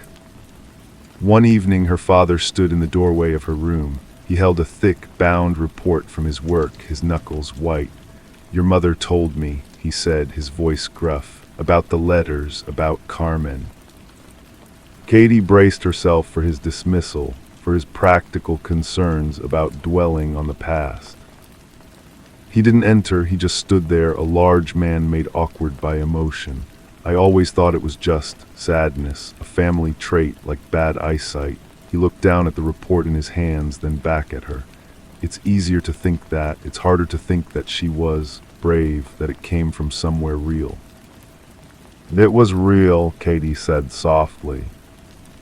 He nodded, a single, sharp dip of his chin. I know that now. He turned to leave, then paused. Don't stay up too late. It was his standard rote phrase, but tonight it sounded different. It sounded less like a command and more like a wish for her safety, an acknowledgement that her work, whatever it was, mattered. This was the new shape of her life. The battlefield was her suburban town, her high school, her own home. The enemy was not a uniformed soldier, but the slow, comfortable slide into forgetting, the willingness to accept a simpler, cleaner story. Her weapons were memory and words. Her uniform was a faded red ribbon. She thought often of Carmen's unfinished letter, the one that ended with, I must be more careful, or perhaps I must be less. Katie now understood that Carmen had chosen to be less careful. The letters had stopped because the risk had become too great, because the final, most dangerous part of the story had been lived, not written. There was no record of her capture, her interrogation, her survival. There was only the fact that she had lived, that she had carried the silence with her to a new country, and that she had, in her own way, passed it on. Katie was the answer to that silence. Her work, her quiet insistence, was the final, belated message in the hollowed-out book. It said, "I received it. I understand. The story continues." She closed her laptop and looked at the photograph. Carmen's fierce eyes seemed to meet hers, not with the weight of expectation, but with the solidarity of a fellow soldier across time. The war was not over. It had simply changed its form, and the front line was everywhere. The final semester of high school felt like a countdown to an unknown future. College acceptance letters arrived, and her friends were consumed by a frenzy of comparison and decision. Katie watched them, feeling a strange detachment. Her own choice felt preordained, not by her parents, but by the pull of a debt she needed to settle. She had applied to only one school, a small liberal arts college with a renowned archive for Holocaust and resistance studies. It was not a dramatic gesture, but a practical one. She needed tools. The night before she left, she went back to the attic. The trunk was empty now, its contents carefully organized in acid-free boxes she had bought with her savings. She ran her hand over the inside of the lid, feeling the rough, splintered wood. This was the place where the silence had first been broken. She closed the trunk, and it was just an old object again, stripped of its power. Her dorm room was a sterile box, but she set up her desk with the photograph and her own growing stack of journals. The work changed in college. It became more formal, more academic. She learned about archival theory, about the politics of memory, about the thousands of other Carmens whose stories were tucked away in similar trunks, slowly turning to dust. Her quiet resistance blog evolved, becoming a resource, a digital repository for the kinds of stories that rarely made it into textbooks. She found a part-time job digitizing documents for the college's special collections. Her supervisor, a sharp, elderly woman named Dr. Abrams, had a no-nonsense demeanor that reminded Katie of how she imagined Carmen might have been before the war. One afternoon, Dr. Abrams placed a small, tattered notebook on Katie's desk. "See what you can do with this," she said. "Diary of a local woman, circa 1943. Not particularly significant, but it's part of the record." Katie put on her white cotton gloves and opened the cover. The handwriting was a tight, anxious script detailing ration coupons and the price of butter. It was mundane, achingly so. But then on the third page she saw it, a single sentence squeezed into the margin. "Saw Kay at the market. She looked tired. The package was delivered." Katie's heart stopped. Kay, it could be anyone, a coincidence, but the date was spring of 1943. The same time Carmen's letters were at their most frantic. She spent the rest of the day in a fever, cross-referencing names, locations mentioned in the diary with the fragmented geography of Carmen's letters. It was a long shot, a historical Hail Mary. But as she pieced together the timeline, a connection, tenuous but possible, began to emerge. This unknown local woman, this chronicler of grocery lists, might have been another thread in the same network. She didn't have proof, she likely never would, but the possibility was enough. It was a reminder that Carmen's story was not an isolated epic. It was a single thread in a vast, invisible tapestry of courage, woven from the ordinary lives of countless people who had chosen, in their own ways, to be less careful. She thought of her parents. Their weekly phone calls were still filled with talk of the weather and home maintenance, but now sometimes her mother would ask, "And how is your research going?" The question was always tentative, but it was asked. Her father had sent her a new, more powerful desk lamp after she mentioned the library's harsh lighting. She was not healing them, that was not her job, but she was slowly teaching them a new language, one that could accommodate the past without being crushed by it. She was bringing their own history home to them, translated into terms they could finally begin to understand. On a rainy afternoon, she walked back from the archives, the collar of her coat turned up against the damp. She passed students hurrying to classes, their faces lit by the blue glow of their phones. She felt the familiar weight of the red ribbon on her wrist, a habit she knew she would never break. The world was loud and fast and often frightening in its own ways, but she was no longer afraid of the quiet. She knew now that within it lay not emptiness, but a deep, resonant hum, the collected whispers of all the stories waiting to be heard, all the messages waiting to be delivered. She was just one courier in a long, unbroken line. Her shift was not over. It had just begun. The rain intensified, plastering her hair to her forehead, but she didn't quicken her pace. She felt a strange, solid calm. The discovery of the diary, the mere hint of another person connected to Carmen, had shifted something fundamental. It was no longer just about preserving a single story. It was about mapping the entire hidden network. This new purpose clarified her senior thesis. While her peers wrote broad, sweeping analyses, she focused on a single, unnamed neighborhood in a single French city, using Carmen's letters and the newly found diary as her core texts. Her project was to reconstruct the ecosystem of resistance there, the grocers who passed messages, the printers who forged documents, the neighbors who asked no questions. She wasn't just studying history. She was performing an act of archaeological rescue, digging for the ghosts in the margins. Dr. Abrams became her reluctant mentor, her initial skepticism giving way to a grudging respect for Katie's dogged, unglamorous work. "You have the patience of a stone," she remarked one day, looking over Katie's intricate timeline. "Most people want the gunfights and the explosions. You're cataloging the moments everyone held their breath." "That's where the real work was done," Katie replied, not looking up from a microfilm reader, "in the held breaths." The thesis was a quiet success, praised for its originality and depth. It earned her a graduation award and a handshake from the college president, but the real prize was the bound copy she held in her hands. It felt heavier than it was. This was her hollowed-out book. This was the package she had been tasked to deliver. She drove home for the summer, the bound thesis on the passenger seat. The house felt both familiar and new. Her mother had set a place for her at the table as if she had never left. Her father carried her suitcase upstairs without being asked. That evening, after a dinner of quiet, small talk, she brought the thesis down and placed it on the coffee table. "I wrote this for my degree," she said, "but I really wrote it for you, for us."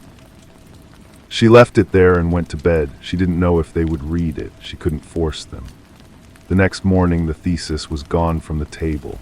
A few days later, she saw it on her father's bedside stand, a bookmark wedged a third of the way through. He never mentioned it, but she noticed him looking at her sometimes, his gaze thoughtful, as if he were seeing a new person, or perhaps recognizing an old one he had long forgotten. The chain was not just mended, it was reforged, stronger and more visible. She had taken the silence and given it a voice, taken the fear and given it a context. She got a job at a public library, overseeing the local history collection. She started a community project, collecting oral histories from the town's older residents. Their stories of factory closings and lost farms were not as dramatic as wartime resistance, but they were part of the same human tapestry of struggle and resilience. One evening, a young girl with wide, serious eyes approached her after a storytelling session. "How do you find the true stories?" the girl asked. "The ones they don't put in the books." Katie smiled. She reached into her pocket where she kept the faded red ribbon, now woven into a keychain. "You have to listen for the quiet parts," she said, "and you have to be very, very brave." The girl nodded, understanding in her gaze. Katie felt the familiar hum, the connection across time and space. The message had been received. The watch continued, years turned, and the quiet work became her life. The public library job became a directorship. The community project became a regional archive, housed in a renovated brick building that had once been a factory. Katie's hair began to show threads of silver. mirroring the faded red of the ribbon she still kept, now tucked into the clear plastic sleeve of her work ID. She had a life, a full one, with a partner who understood her need for late nights at the archive, and a daughter she named Clara, after no one in particular, just a name that sounded like light. She never stopped looking for Carmen. The search became a low, constant background process in her life, like a computer running a complex calculation in another room. She corresponded with historians in France, cross-referenced deportation lists with immigration records, and followed every tenuous lead. Most ended in dead ends or the cold, bureaucratic finality of a death certificate. But the absence of proof was not proof of absence. It was just silence, and she had learned to listen to silence. Clara was 10 when she found the box. It was during a spring cleaning of the archive's back room, a place stacked with unprocessed donations. The box was unmarked, shoved behind a broken microfilm reader. Inside, nestled in yellowed tissue paper, were a child's leather shoes, a tiny tarnished silver spoon, and a bundle of letters tied with a string. The paper was brittle, the ink brown. The handwriting was not Carmen S., it was a man S., bold and slanted. The letters were written by a German soldier named Emil to his sister back in Stuttgart. They were filled with a growing disillusionment, descriptions of the gray French skies and the gnawing guilt he felt. And in the third letter, dated February 1944, he wrote of a woman. "We arrested a courier today, a young woman no older than lies. She had no papers, only a book of poetry. She looked at me not with hate, but with a pity that shamed me more than any insult. Her name was Carmen.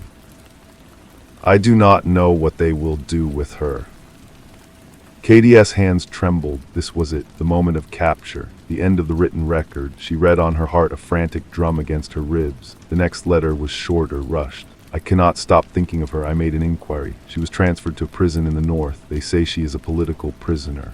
I have done a terrible thing, or perhaps a righteous one. I do not know any more. I sent a message to the address we found in her book, a risk for both of us. I told them she lives."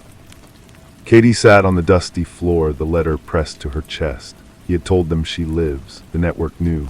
Bernard, if he was still alive, knew. The final missing piece was not an ending, but a bridge. Carmen had survived the initial capture because of a moment of conscience from an enemy soldier. Her story was not just one of resistance, but of a fleeting, unexpected humanity that had reached across the lines of war. She took the box home.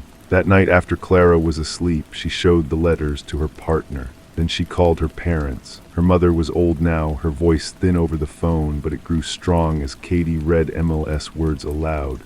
There was no sound from her father's end, but she could feel his listening, a heavy, attentive silence. "He saved her," her mother whispered finally. "A German soldier." "He was a man first," Katie said, echoing something she had come to understand through all her research. Just for a moment.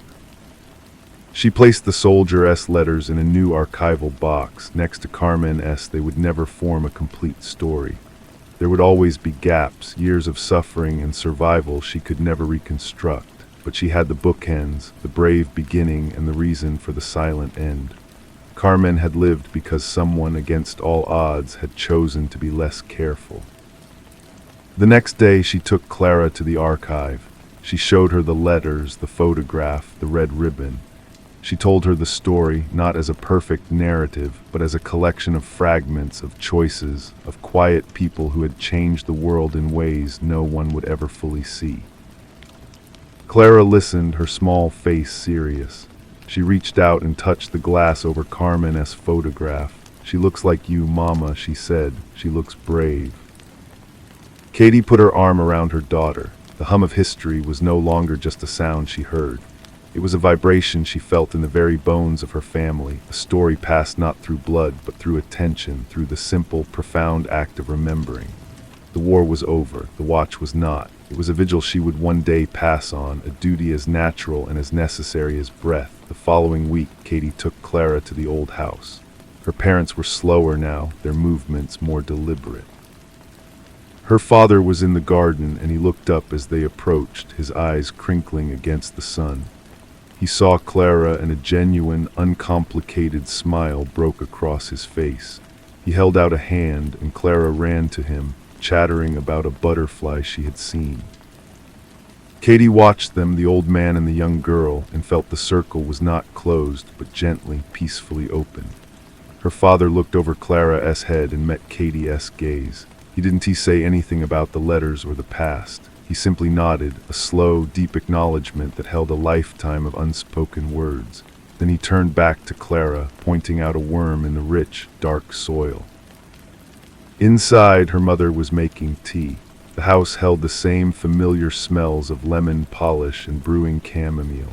On the mantelpiece, amidst family photos, was a small, framed copy of the first page of Katie's thesis. It was her mother's quiet way of saying that the story belonged here, in the heart of the home, not locked away in an attic. Later, as they were leaving, her mother pressed a small, folded piece of paper into Katie's hand. "I found this," she said. "Going through some of my own things. I thought you should have it." In the car, with Clara dozing in the back seat, Katie unfolded the paper. It was a faded color photograph, creased and soft at the edges. It showed a much younger version of her mother, her hair in a style Katie had only seen in old movies, standing next to a woman with fierce eyes and a familiar, determined set to her jaw. It was Carmen. They were standing in front of a market stall, squinting in the sunlight, their arms linked. On the back, in her mother's youthful handwriting, were the words, "With Aunt Carmen, my first week here. She helped me find my way." Katie stared at the photograph until the figures blurred. Her mother had never spoken of this. She had never mentioned meeting her, never hinted that the woman from the letters was a tangible presence in her own early life in this new country. It was another silence, but this one felt different.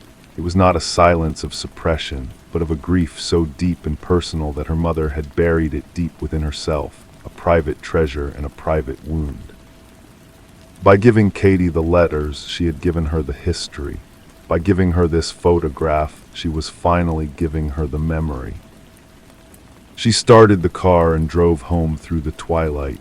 The new artifact did not change the story she had pieced together. It completed it. It wove her mother directly into the tapestry, not as a distant relative, but as a living thread connected to Carmen's own hand. The work of memory was not a solitary pursuit. It was a collaborative, generational act. She had been searching for Carmen to understand her own life, and in doing so, she had given her mother the courage to finally remember hers. That night she placed the new photograph beside the old one on her desk.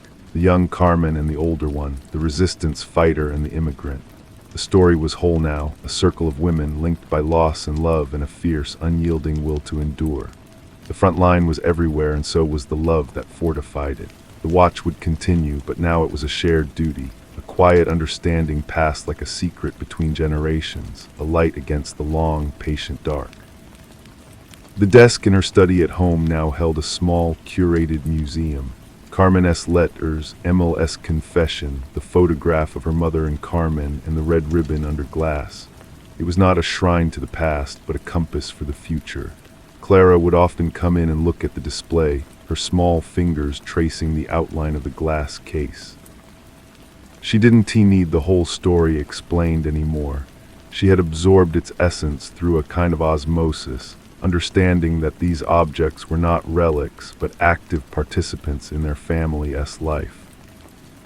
One afternoon, a woman with a hesitant knock came to the archive. She was perhaps 10 years older than Katie, her face lined with a familiar wariness. She had heard about the local history project, she said. She had something, maybe nothing, but she thought someone should see. From a worn leather bag, she produced a small, cloth-bound book. It was a ledger, its pages filled with columns of names and dates. "My grandfather was a pharmacist," the woman explained. "He never talked about the war. We found this after he passed." Katie put on her gloves and opened the book.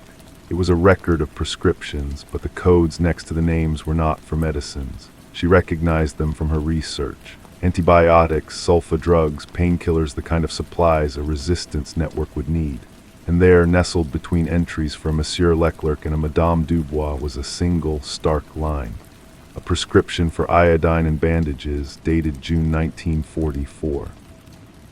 The name was simply K. The address was the same street mentioned in the diary of the local woman from decades ago. Katie looked up at the woman, her throat tight. "This is significant," she managed to say. "This is very significant." The woman's eyes filled with a relieved light. "I thought it might be. He was a quiet man, but he was a good man." After the woman left, Katie sat for a long time, the ledger open before her. She thought of the pharmacist, the diary writer, the German soldier, her mother. A network of quiet people, their individual acts of courage like isolated stars in a vast, dark sky. Her work had been to draw the lines between them, to reveal the constellations. The ledger was another point of light. It did not change the story's ending, but it deepened its texture, proving that Carmen's world was held together by 1,000 such acts of mundane, life-saving bravery.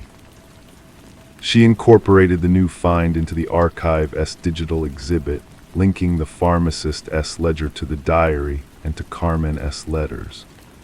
The story was no longer a single thread, but a woven fabric growing stronger and more detailed with each new discovery.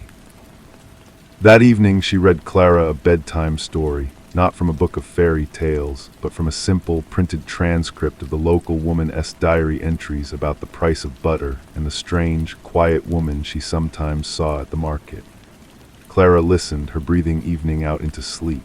It was an ordinary story about an ordinary life, which was, Katie now knew, the most extraordinary story of all. She turned out the light and stood in the doorway, watching her daughter sleep. The watch continued, not as a burden, but as a gift. It was the work of remembering that the world is saved not only by grand heroes, but by pharmacists and diarists, by soldiers who falter in their duty, by mothers who keep secrets, and by daughters who insist on listening. The front line was everywhere, and love was the only supply that never ran out. She closed the door softly, the hum of all the gathered stories a lullaby in the quiet house. The hum followed her downstairs, a contented thrum at the base of her skull. Her partner was reading on the sofa and looked up with a smile that needed no words. He had seen the ledger that afternoon and understood its quiet power. He marked his page and said, "The town council approved the funding for the new oral history wing. They said your work was putting us on the map." Katie smiled, not at the praise, but at the fact that the map was finally being redrawn to include all the people who had been left out. She sat beside him, the warmth of his shoulder a comfort against hers. "It's not my work," she corrected gently. "It's just my turn to hold it." The next morning, an email arrived from a university in Toulouse. A doctoral student had come across Katie's digital exhibit and was writing her dissertation on the material culture of resistance, focusing on everyday objects. She was particularly interested in the red ribbon. Could she, the student asked, include it in her analysis? She had a theory about the use of colored fabric as a non-verbal signal within certain cells. Katie read the email twice, a slow smile spreading across her face. She looked at the ribbon under its glass on her desk, a faded scrap of fabric that had traveled across an ocean and through a century. It had been a signal, a bookmark, a keepsake, and a keychain. Now it was becoming a thesis topic. The circle was widening, the story replicating itself in a new generation of listeners. She wrote back her permission, feeling not like an owner of the story, but a temporary curator. She was passing the ribbon on, not physically, but intellectually, letting its meaning unravel further in another mind, in another country. The work was never truly done because the story was never truly over. It was a living thing, and like all living things, it needed to be shared to survive. She closed her laptop, the task complete, and went to make breakfast, the familiar weight of the watch on her wrist feeling not like a chain, but like a promise she was proud to keep. The sound of Clara's laughter from the kitchen was a counterpoint to the quiet click of the laptop closing. As she stirred oatmeal on the stove, Katie considered the student's email. It was a new kind of validation, one that reached beyond her town, beyond her own understanding. The ribbon had a life of its own, its simple message continuing to resonate. A few weeks later, a thick manila envelope arrived from France. Inside was a copy of the student's preliminary chapter, a along with a note in a separate, smaller envelope. The note explained that during her research in a municipal archive in a small southern town, she had found a cache of letters that had been misfiled. They were personal correspondence, not official records, and one of them was addressed to a K. The handwriting was rushed, but the student was almost certain it was the same as in the diary Katie had posted online. With careful hands, Katie opened the smaller envelope. The single sheet of paper was so fragile it felt like ash. The writing was indeed the same. It was a message, brief and urgent. The package was received. The children are safe. Your friend in the north is remembered. We wait for you. It was unsigned, dated August 1944. Katie leaned back in her chair, the paper held lightly in her gloved fingers. The children are safe. Your friend in the north is remembered. The message was a confirmation, a ripple in the water long after the stone had sunk. It spoke of a successful mission, of a network that was still active, that remembered Carmen even after her capture. It was a thread of hope sent into the darkness. She thought of the pharmacist ledger, the German soldier letter, her mother photograph, and now this. Each piece had been found by a different person, in a different place, at a different time. They were like scattered puzzle pieces held by strangers who did not know they were connected until she provided the table for them to meet. Her role had not been to unearth everything herself, but to create a space where these fragments could naturally coalesce, to listen so intently that the silence itself began to speak. That weekend, she took Clara for a walk in the woods behind their house. The air was cool and carried the scent of pine and damp earth. Clara, now nearly a teenager, walked beside her in a comfortable silence, no longer needing to fill the space with chatter. After a while, she stopped and pointed to a large, moss-covered stone half buried in the ground. "It's like your stories, Mom," she said. "You only ever see one part of it. The rest is underneath, holding everything up, but you have to just know it's there." Katie put her arm around her daughter's shoulders, pulling her close. Clara had understood it perfectly. The work of memory was an act of faith in the unseen, the unrecorded, the parts of the story that would forever remain underground.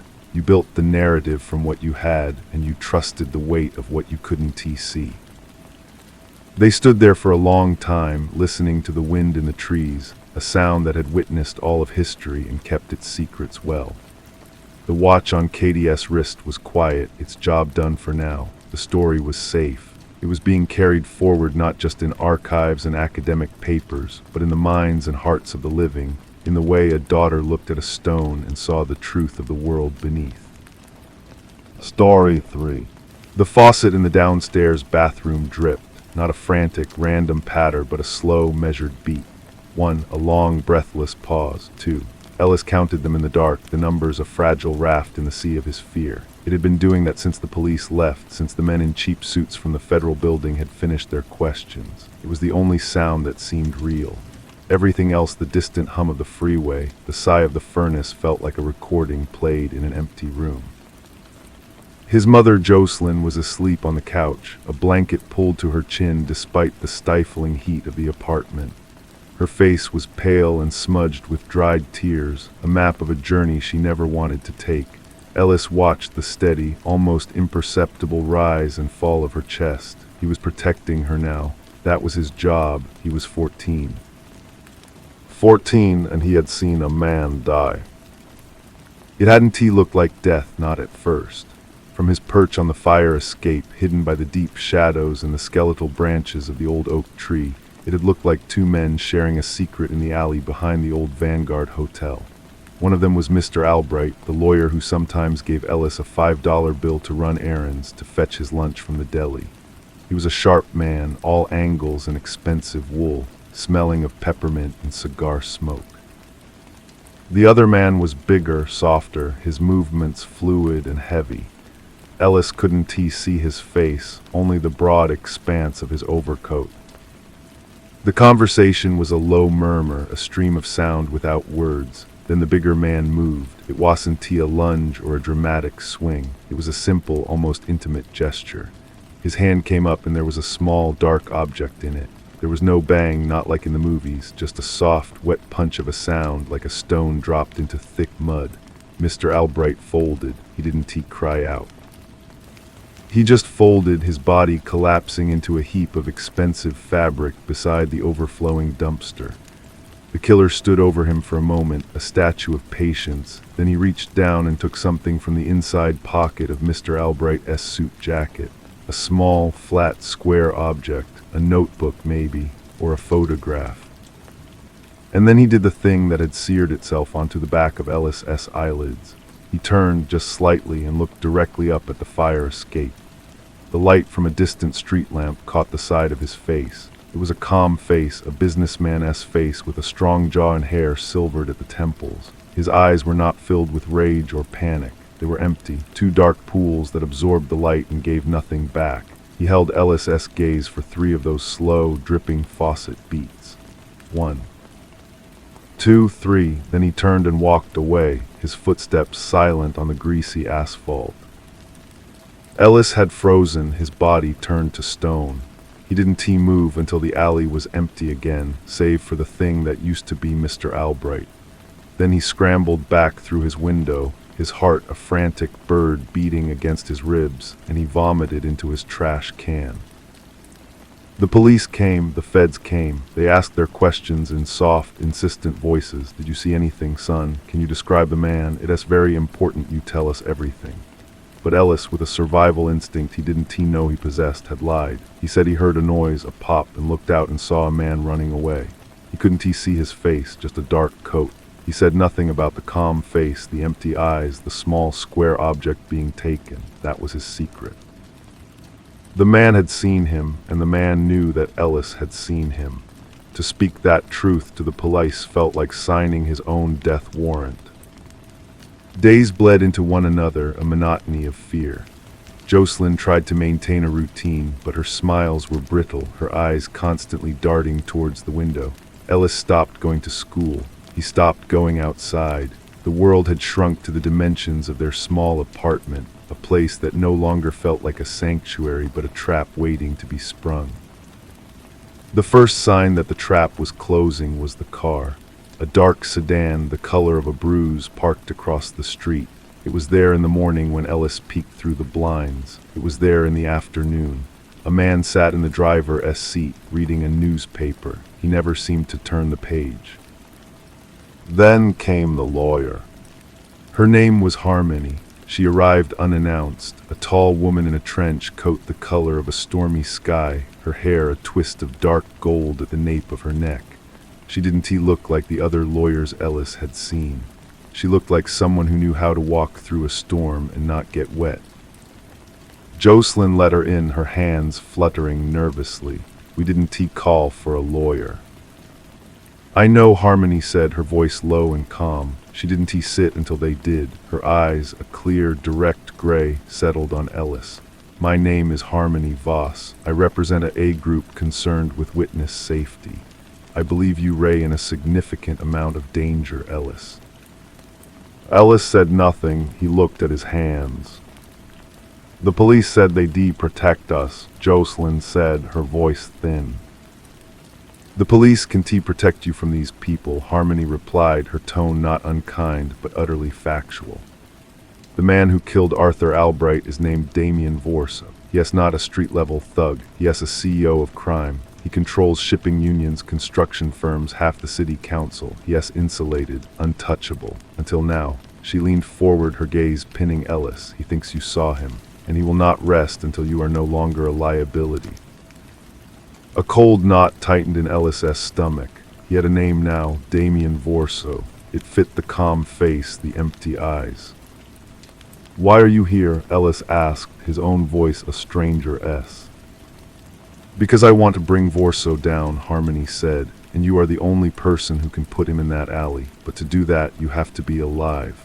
The federal agents who questioned you, they don't care about you. They care about the information in your head. They squeeze you dry and then toss you aside. I care about keeping you breathing. She was a still point in the chaos of their lives. She explained the mechanics of fear, how Vorso's men would operate, the patterns of their pressure. They wouldn't kick the door down in the middle of the night. That was too loud, too messy. They would apply quiet pressure, a gas leak, a faulty brake line, a mugging that went too far. They would make death look like an accident. Under Harmony's direction, they abandoned the apartment. They left behind photographs, toys, the life they had built. They moved into a safe house, a bland beige box in a complex that smelled of disinfectant and stale cooking oil. Harmony was a constant, steady presence. She brought them groceries, taught Ellis how to check for tampering on the car, how to spot a tail. She was patient, but her patience was that of a predator waiting for the right moment to strike. One evening, as rain streaked the window like tears on glass, Ellis finally told her everything. He told her about the slow drip of the conversation, the soft, wet sound of the killing, the calm face turning, the empty eyes meeting his, the small, square object being taken from the dead man's pocket. Harmony listened, her expression unreadable. When he finished, she was silent for a long time. The only sound was the rain and the hum of the refrigerator. A small, flat object, she repeated softly. That's the key, Ellis. Albright was Vorso's lawyer, his fixer. He didn't just know where the bodies were buried, he had the maps. He was meeting Vorso to hand something over or to be paid for it, and Vorso killed him for it. Whatever it was, it's so damning that Vorso would murder his most trusted confidant in a back alley to get it back, and he thinks you saw him take it. The federal agents found them, a man named Stanner and his partner, a woman with a smile that didn't reach her eyes. They were polite, professional, and as cold as a mortuary slab.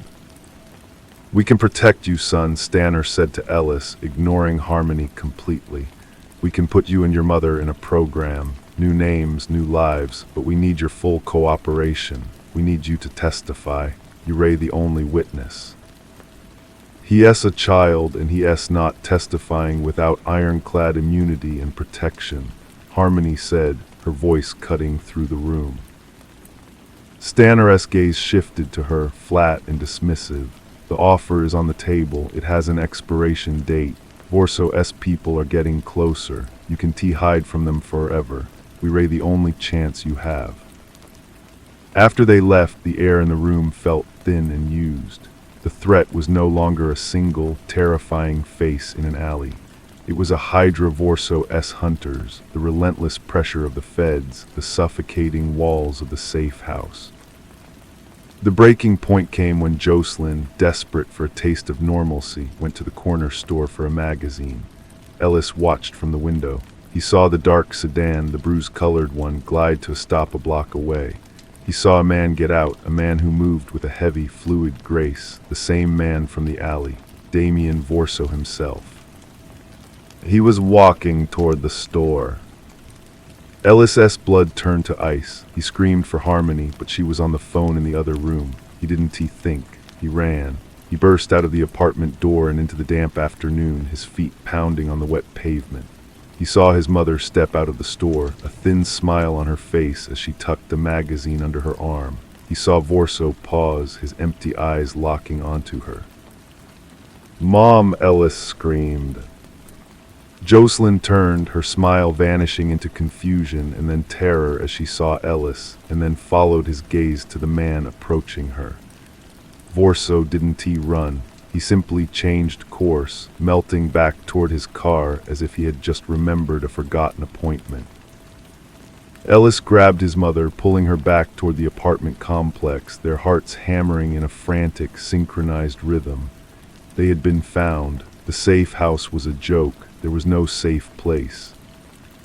That night, Harmony laid out the only path left. They triangulated us. Stanner was right. We can hide anymore. Our only move is to attack. We have to find what Albright had that Vorso wanted so badly. It's our only leverage. The investigation became a ghostly echo of the police work happening in the official world. Harmony worked her contacts, a network of frightened bookkeepers and disgruntled ex-employees. Ellis, his memory sharpened by terror, provided the details, the exact spot in the alley, the cut of Vorso's coat, the way he had reached into the jacket. They learned that Albright had a safety deposit box, a private one, under a different name. a name that Harmony, through means she didn't explain, managed to acquire. The bank was a temple of marble and muted light. Harmony presented the key and the forged documents with the calm authority of a high priestess. The box was brought to a private room. Inside, there were no stacks of cash, no bags of jewels. There was only a single, small, leather-bound notebook. They took it to a diner, sitting in a cracked vinyl booth under the glare of fluorescent lights. Harmony opened the book. Her face, usually a mask of composed intensity, went pale. She didn't speak for a full minute, just turned the pages, her fingers trembling slightly. "It's a ledger," she finally whispered, her voice full of awe and horror. "Not for money, for favors, judges, senators, the police commissioner. Every dirty deed, every buried secret, every soul Vorso owns. This isn't just a map to the bodies. This is a map to the people standing at the gravesides." It was the truth that could burn the city down, and Ellis had been the spark. The final confrontation did not happen in a courtroom. It happened on the rain-slicked roof of the Vanguard Hotel, overlooking the alley where it all began. They had arranged to trade the ledger for their lives. Harmony's plan was to record the exchange, to get Vorso to admit his guilt on a wire. But Vorso was there waiting for them, his hands tucked into the pockets of his expensive overcoat. The two hitmen flanking him were shadows, their faces obscured, and standing beside Vorso, her expression grim, was Agent Stanner. "Hello, Harmony," Stanner said. "You always were too clever for your own good." The world tilted on its axis. Ellis felt the ground fall away from beneath him. The protector was the betrayer. The law was just another arm of the monster. Harmony didn't flinch. "How much is he paying you, Stanner, to make a child disappear?" "It's not about money," Stanner said. "It's about order. The city runs a certain way. Vorso is a part of that. A messy public trial, a kid on the stand. It's bad for business, for everyone's business." Vorso finally spoke, his voice as calm and empty as his eyes. "The book, please." He looked at Ellis. "And the boy comes with me." "No," Harmony said, her voice flat and final. It was then that Ellis saw it, the subtle shift in Vorso's posture, the almost imperceptible nod to one of the hitmen. It was the same economy of movement he had seen in the alley before the killing, a simple, intimate gesture that preceded death. Everything that happened next unfolded in a blur of slow motion and terrible clarity. Harmony shoved Ellis behind a large air conditioning unit. A gun appeared in her hand. Stanner was shouting. The first shot was Harmony's, sharp and precise. It took the nearest hitman in the shoulder, spinning him around. The return fire was a deafening roar. Ellis crouched, his hands over his ears, the world reduced to muzzle flashes and the smell of cordite. He saw Stanner fall, a dark flower blooming on his chest. He saw Vorso, still unnervingly calm, raise his own weapon, not at Harmony, but at Ellis. Harmony moved. She threw herself in front of Ellis just as Vorso fired. The impact was a sickening thud. She staggered but didn't fall. She fired twice more. The first shot went wide. The second caught Vorso in the throat. He dropped his gun, his hands flying to his neck, a look of profound surprise on his face as he crumpled to the wet gravel. Silence descended, broken only by the moan of the wind and the ragged sound of Ellis' breathing. The remaining hitman, seeing his boss and his federal contact dead, vanished into the stairwell. Ellis crawled to Harmony. She was on her knees, leaning against the air conditioning unit, one hand pressed to her side.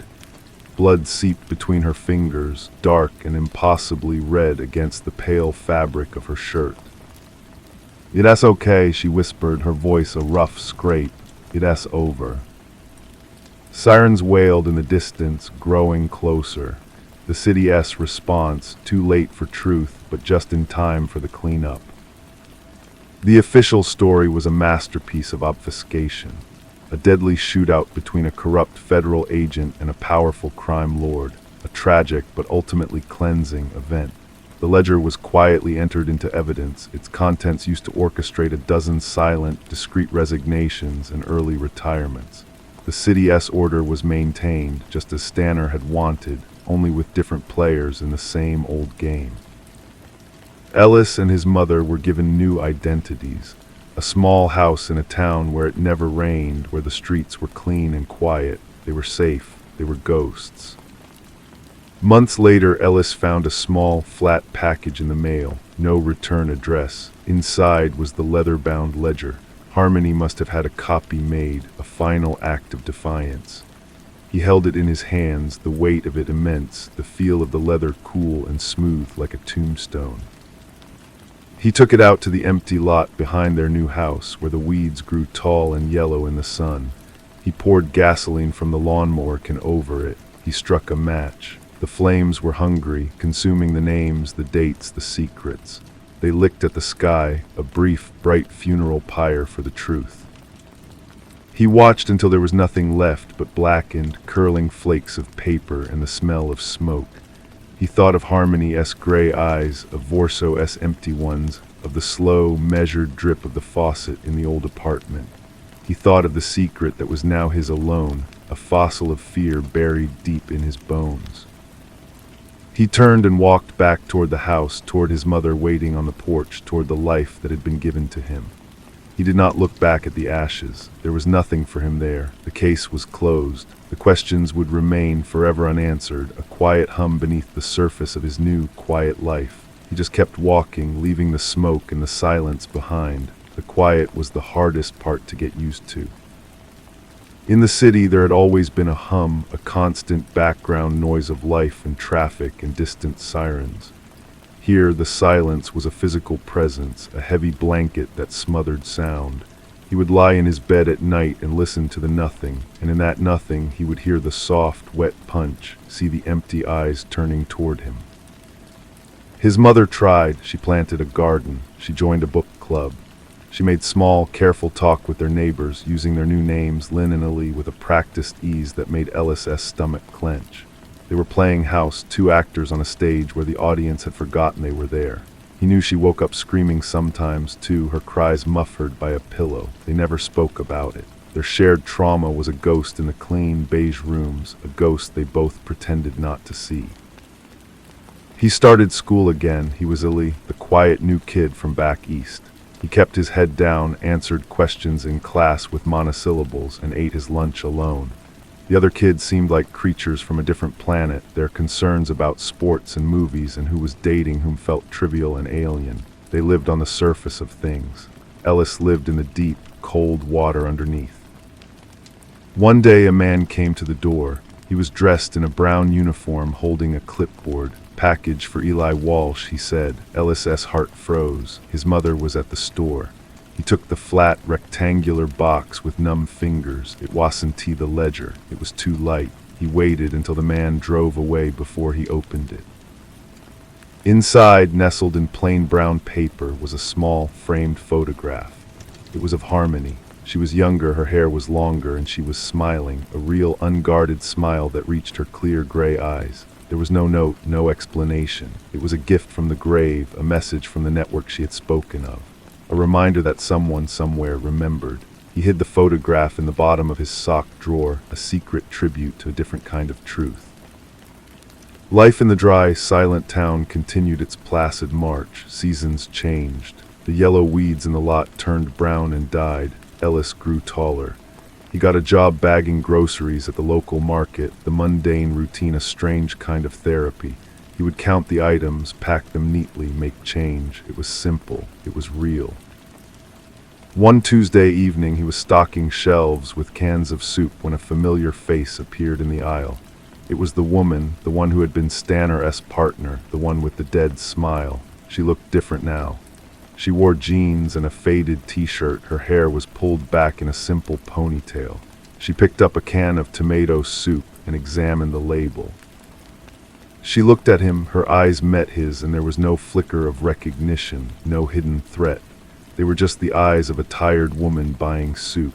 She gave him a small, polite, vacant smile and moved on, pushing her cart toward the dairy section.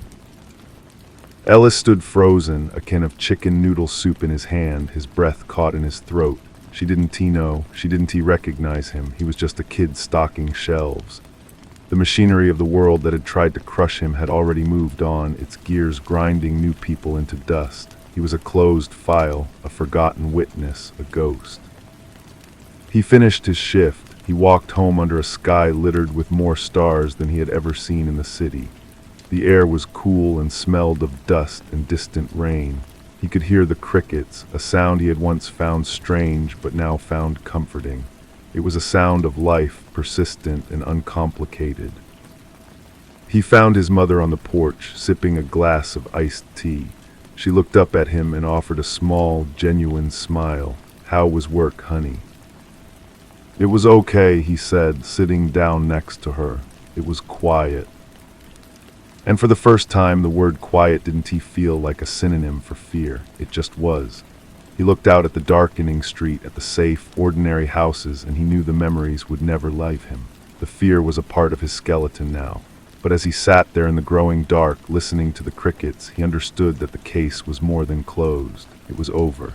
He had walked away from the ashes, and the world, for now, was letting him go. He took a deep breath, the dry air filling his lungs. It was a simple act, but it felt new. He realized he was no longer listening for the cadence of a following footstep or scanning the street for the silhouette of a man in an overcoat. The hypervigilance, once a constant, screaming alarm in his nerves, had finally begun to recede, leaving behind a dull, manageable ache. His mother reached over and placed her hand on his. Her skin was warm. The gesture was small, but it was real. They sat there for a long time, not speaking, watching the fireflies begin to pulse in the neighbor's yard. The past was a locked room inside him, and he had thrown away the key when he burned the ledger. He knew he would sometimes dream of the rain and the roof and the blood, but when he woke, he would be here in this dry, quiet place. The next day, he took the photograph of Harmony from his sock drawer. He didn't hide it away again. He placed it on his nightstand, right next to a picture of his mother.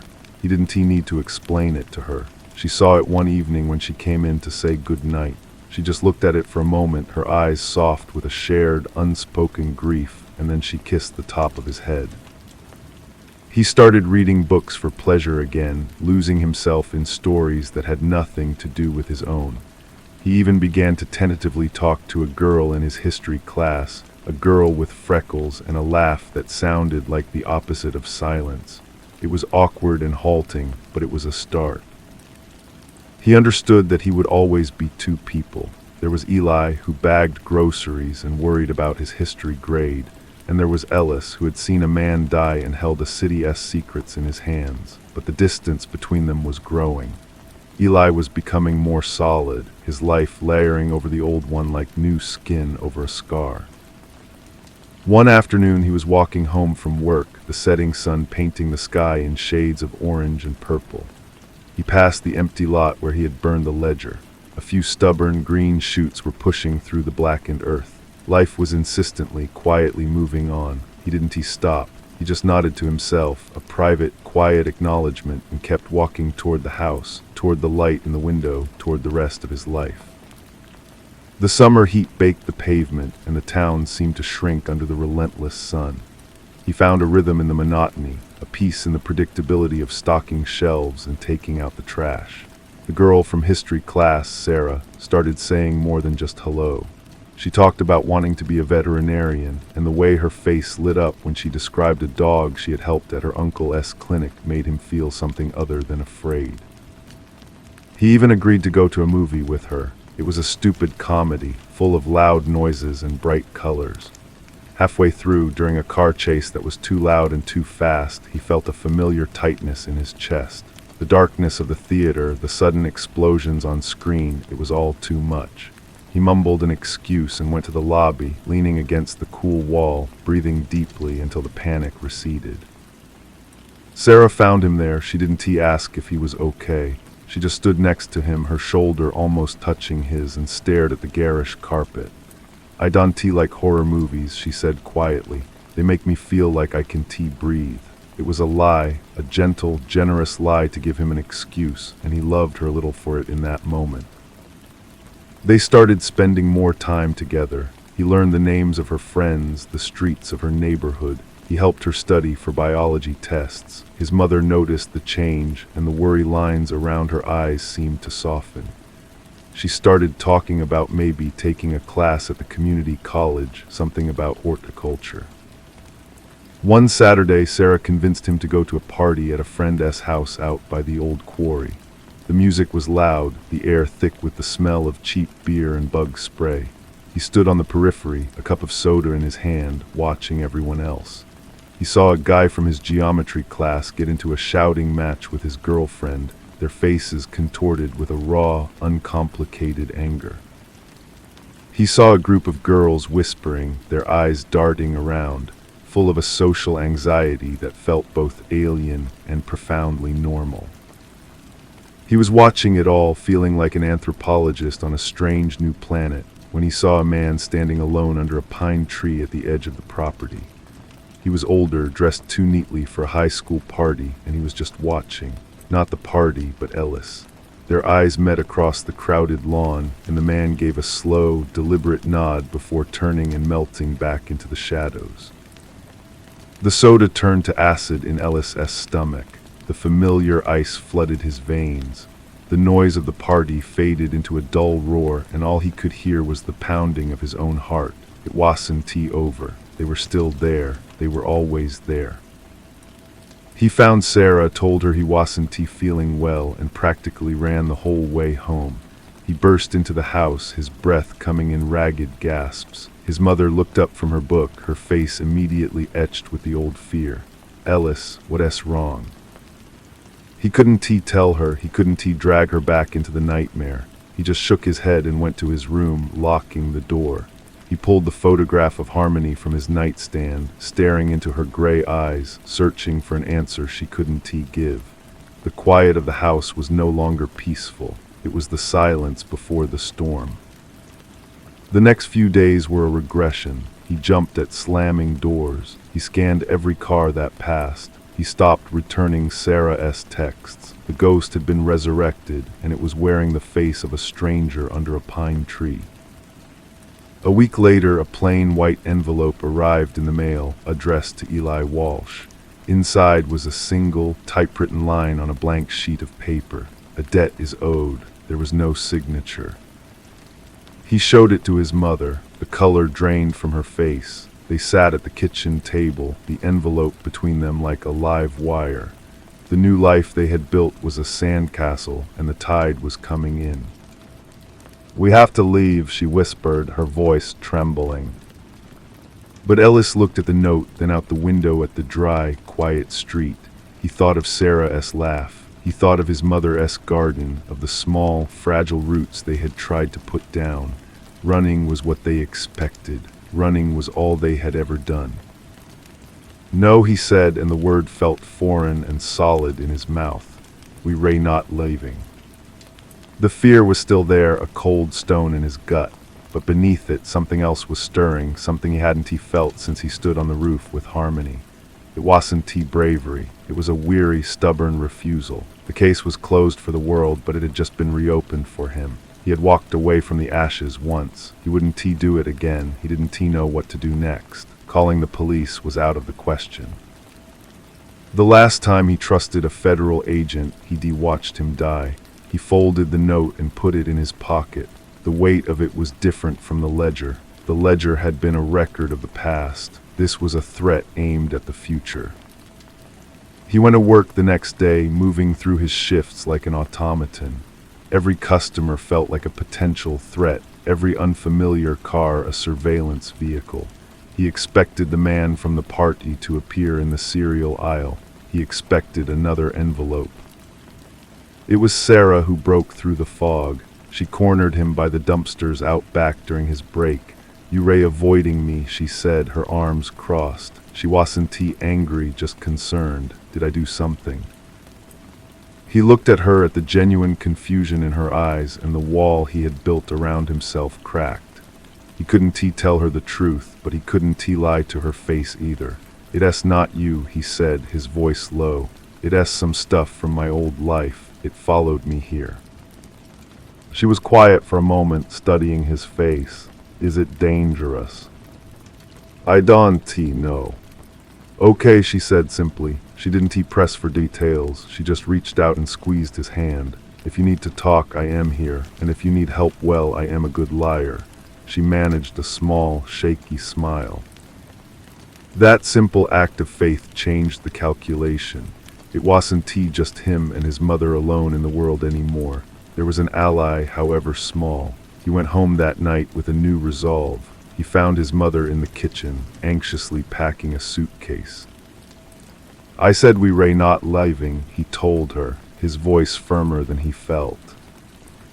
Ellis, they found us. A debt is owed. What does that even mean? It means they want something. If they wanted us dead, we'd already be dead. He repeated the cold logic Harmony had once used on him. It felt strange and uncomfortable coming from his own mouth. We have to find out what they want. How? We ray nobody. We have no one. He thought of the photograph in his drawer of the network that had sent it. A debt is owed. Maybe it wasn't a threat from an enemy. Maybe it was a call from the only people who might understand. It was a desperate, insane hope, but it was all he had. He spent the next 2 days in a state of suspended animation, waiting for another sign. It came on Thursday. A different car, a dark sedan, pulled up outside the house and sat there for 10 minutes before driving away. No one got out. The message was clear. We are here. We are waiting. That night he made a decision. He took the note from his pocket and placed it on his desk. Next to it he put a blank sheet of paper.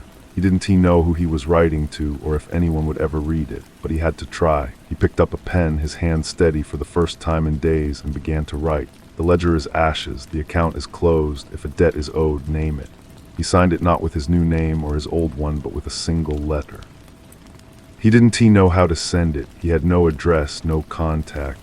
The next morning he folded the note and put it in his pocket. On his walk to work he stopped at the empty lot. He found a large, flat stone near where he had burned the ledger. He slid his note underneath it. It was a child-esque game, a message in a secret place. It was the only move he had left. He went to work, his nerves stretched taut. He stocked shelves, he bagged groceries, he watched the door. The hours dragged. On his way home, his heart hammering against his ribs, he detoured back to the lot. The stone was undisturbed. He lifted it. His note was gone. In its place was a single black feather. He stood there for a long time, staring at the feather. It was sleek and iridescent, a raven's or a crow's. It felt like an answer, but one written in a language he didn't understand. Was it an acknowledgement, a warning, a symbol of the network Harmony had mentioned, watching from the shadows like black birds on a wire?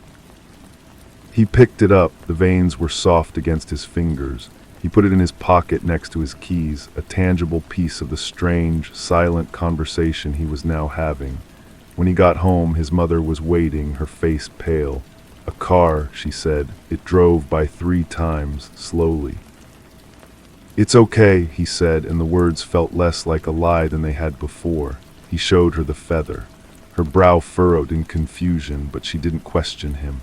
They were in uncharted territory, navigating by instinct alone. 2 days passed without incident. The sedan did not return. The silence felt different now, charged with potential rather than dread. He started talking to Sarah again, tentatively. He didn't tell her about the note or the feather, but he didn't push her away either. He found a strange comfort in the normalcy of her company, a reminder of what he was trying to protect. On the 3rd day, a new customer came through his checkout line at the market. He was an older man with a kind, weathered face and hands that looked like they had spent a lifetime working with wood. He bought a loaf of bread, a quart of milk, and a local newspaper. As Ellis handed him his change, the man's fingers briefly closed around his, and something small and hard was pressed into Ellis's palm. "Have a good day, son," the man said, his voice a gentle rasp. He took his bag and walked out, not looking back. Ellis stood frozen, his heart thumping. He waited until his break to go to the stockroom. He opened his hand. It was a small brass key, old and slightly tarnished. There was no tag, no number, nothing to indicate what it unlocked.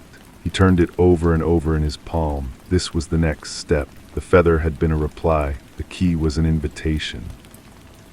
He knew he had to go alone. Telling his mother would only terrify her, and involving Sarah was out of the question. The next afternoon, under the pretext of picking up an extra shift, he instead walked to the town's small, neglected library. It was an old Carnegie building, its stone facade darkened by time. He had no plan, only a desperate hunch. If you wanted to leave a message or a clue, a library was a good place to start.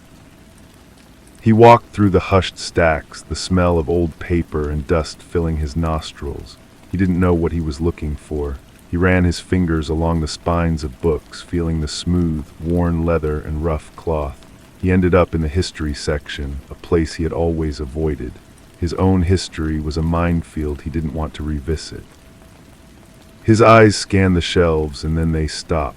One book was jutting out slightly from its neighbors. It was a thick green volume titled The Industrial History of the Region. He pulled it out. It was heavy. Tucked behind it, set into the wall, was a small, brass-fronted door, like a cover for an old electrical panel or a forgotten deposit box. There was a keyhole. His breath caught. He looked around. The aisle was empty. The only sound was the distant, soft thud of a date stamp at the front desk. He took the key from his pocket. It fit perfectly. The lock turned with a smooth, well-oiled click. Inside the small, dark compartment was not a book, but a single, sealed manila envelope. He took it, closed the little door, and slid the history book back into place. He left the library, the envelope feeling like a live bomb tucked under his shirt. In the privacy of his room, he opened it. There were no documents, no demands for money. There was only a photograph. It was a picture of a young woman with dark hair standing on a city street he didn't recognize. She was smiling, but it didn't reach her eyes. On the back of the photograph, in neat, handwritten script, was a single line. "Her name is Liana. She is one of us. They have her. The debt is to bring her home." Ellis stared at the woman's face. She had Harmony's eyes, the same clear, piercing gray. He understood now. The debt was not owed by him. It was owed to him for the life Harmony had saved. The network was calling in a favor. They weren't threatening his new life. They were asking him to risk it, to step back into the darkness, not as a victim, but as something else. He looked at the key in his other hand, then back at the photograph. The quiet of the room was gone, replaced by the deafening roar of a choice he never wanted to make. He knew he could not say no. To refuse was to live the rest of his life looking over his shoulder, waiting for the other shoe to drop. It was also to betray the only person who had ever truly seen him, who had given him a chance to become Eli. Harmony's ghost was in this girl's eyes, and her debt was now his. He burned the photograph and the envelope in the kitchen sink, watching the evidence turn to ash and wash away. The key he kept. He told his mother he was going on a camping trip with a friend from work, a flimsy lie that she saw through immediately. She didn't argue. She just hugged him tightly, her silence a testament to the unspoken truths that now lay between them. He packed a small bag, not knowing how long he would be gone. He left before dawn, the key a cold weight in his jeans pocket. He didn't take a bus from the local station. He hitchhiked to the next town over and bought a ticket there, a pointless bit of tradecraft he remembered from a lifetime ago. The bus ride was long and monotonous, the landscape blurring past the window. He was heading east, back toward the city he had fled, following an address that had been memorized, not written down. He got off in a grimy bus terminal that smelled of diesel and disinfectant. The city's noise was a physical assault after the quiet of his new town. He followed the directions in his head, walking through streets that felt both familiar and alien. The address led him to a narrow brick building squeezed between a pawn shop and a boarded-up restaurant. The door was unmarked. The key fit the lock. Room inside was small and Spartan. A single bed, a table, a chair. On the table lay a new envelope. This one contained a driver's license with his picture, but a different name, a stack of cash, and a single sheet of paper with instructions. Liana was being held in a warehouse by the river. The men who had her were low-level enforcers for a different syndicate, one that was muscling in on old territory. They were questioning her about the ledger, about the money, about the people who had vanished. They didn't know it was all Ash. He wasn't supposed to be a soldier. He was a messenger, a distraction. His job was to get in, cause a disruption, and get her out while they were confused. The plan was simple, elegant, and terrifying. He spent the night in the small room, staring at the ceiling, the ghost of rain on a rooftop whispering in his memory. The next night he stood in the shadows by the river, watching the warehouse. It was just as the instructions had described, two men at the door, bored and smoking. He felt the old fear, cold and sharp, but he also felt a new clarity. This was not happening to him. He was choosing it. He was choosing to walk back into the rain so that he could finally walk out of it for good. He took a deep breath, the damp air filling his lungs. He didn't think of Eli or Ellis. He thought of the green shoots in the burned lot, pushing insistently toward the sun. He stepped out of the shadows and walked toward the light, toward the men, toward the debt that was his to pay. He walked with his hands in his pockets, his posture slumped in a practiced show of harmless defeat. The two men by the door straightened up as he approached, their casual boredom replaced with sharp attention. "You lost, kid," one of them grunted, flicking his cigarette into a puddle. Ellis kept his eyes down. "I have a message," he mumbled, the words barely audible. "What? Speak up." He lifted his head, meeting the man's gaze. "I said, I have a message for you." He saw the confusion in their eyes, the precious second of hesitation. That was all he needed. He didn't have a weapon, he had the story. "The money s gone," he said, louder now. "It s all ash. You're wasting your time in there." The second man stepped forward, his hand moving toward his waist. "What are you talking about?" "The ledger," Ellis said, putting a desperate tremor in his voice. "We burned it. My mother and I, there's nothing left. The account is closed." He was giving them truth wrapped in a lie, a performance designed to create chaos. He saw the doubt flicker across their faces. Their bosses had sent them on a fool's errand. The girl inside was worthless.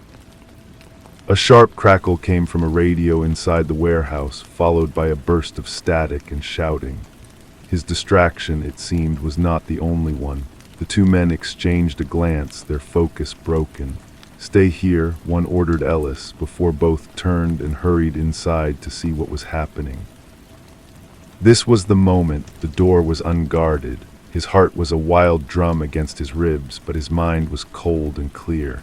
He slipped inside, moving quickly along a grimy corridor stacked with empty crates. He could hear raised voices from deeper within the building, a different, more urgent commotion than the one he had caused. He found her in a small, windowless office. She was tied to a chair, her dark hair matted and her face bruised, but her gray eyes were blazing with a defiant fire that was so like Harmony-s it stole his breath. A single guard was with her, his back to the door, listening to the chaos outside.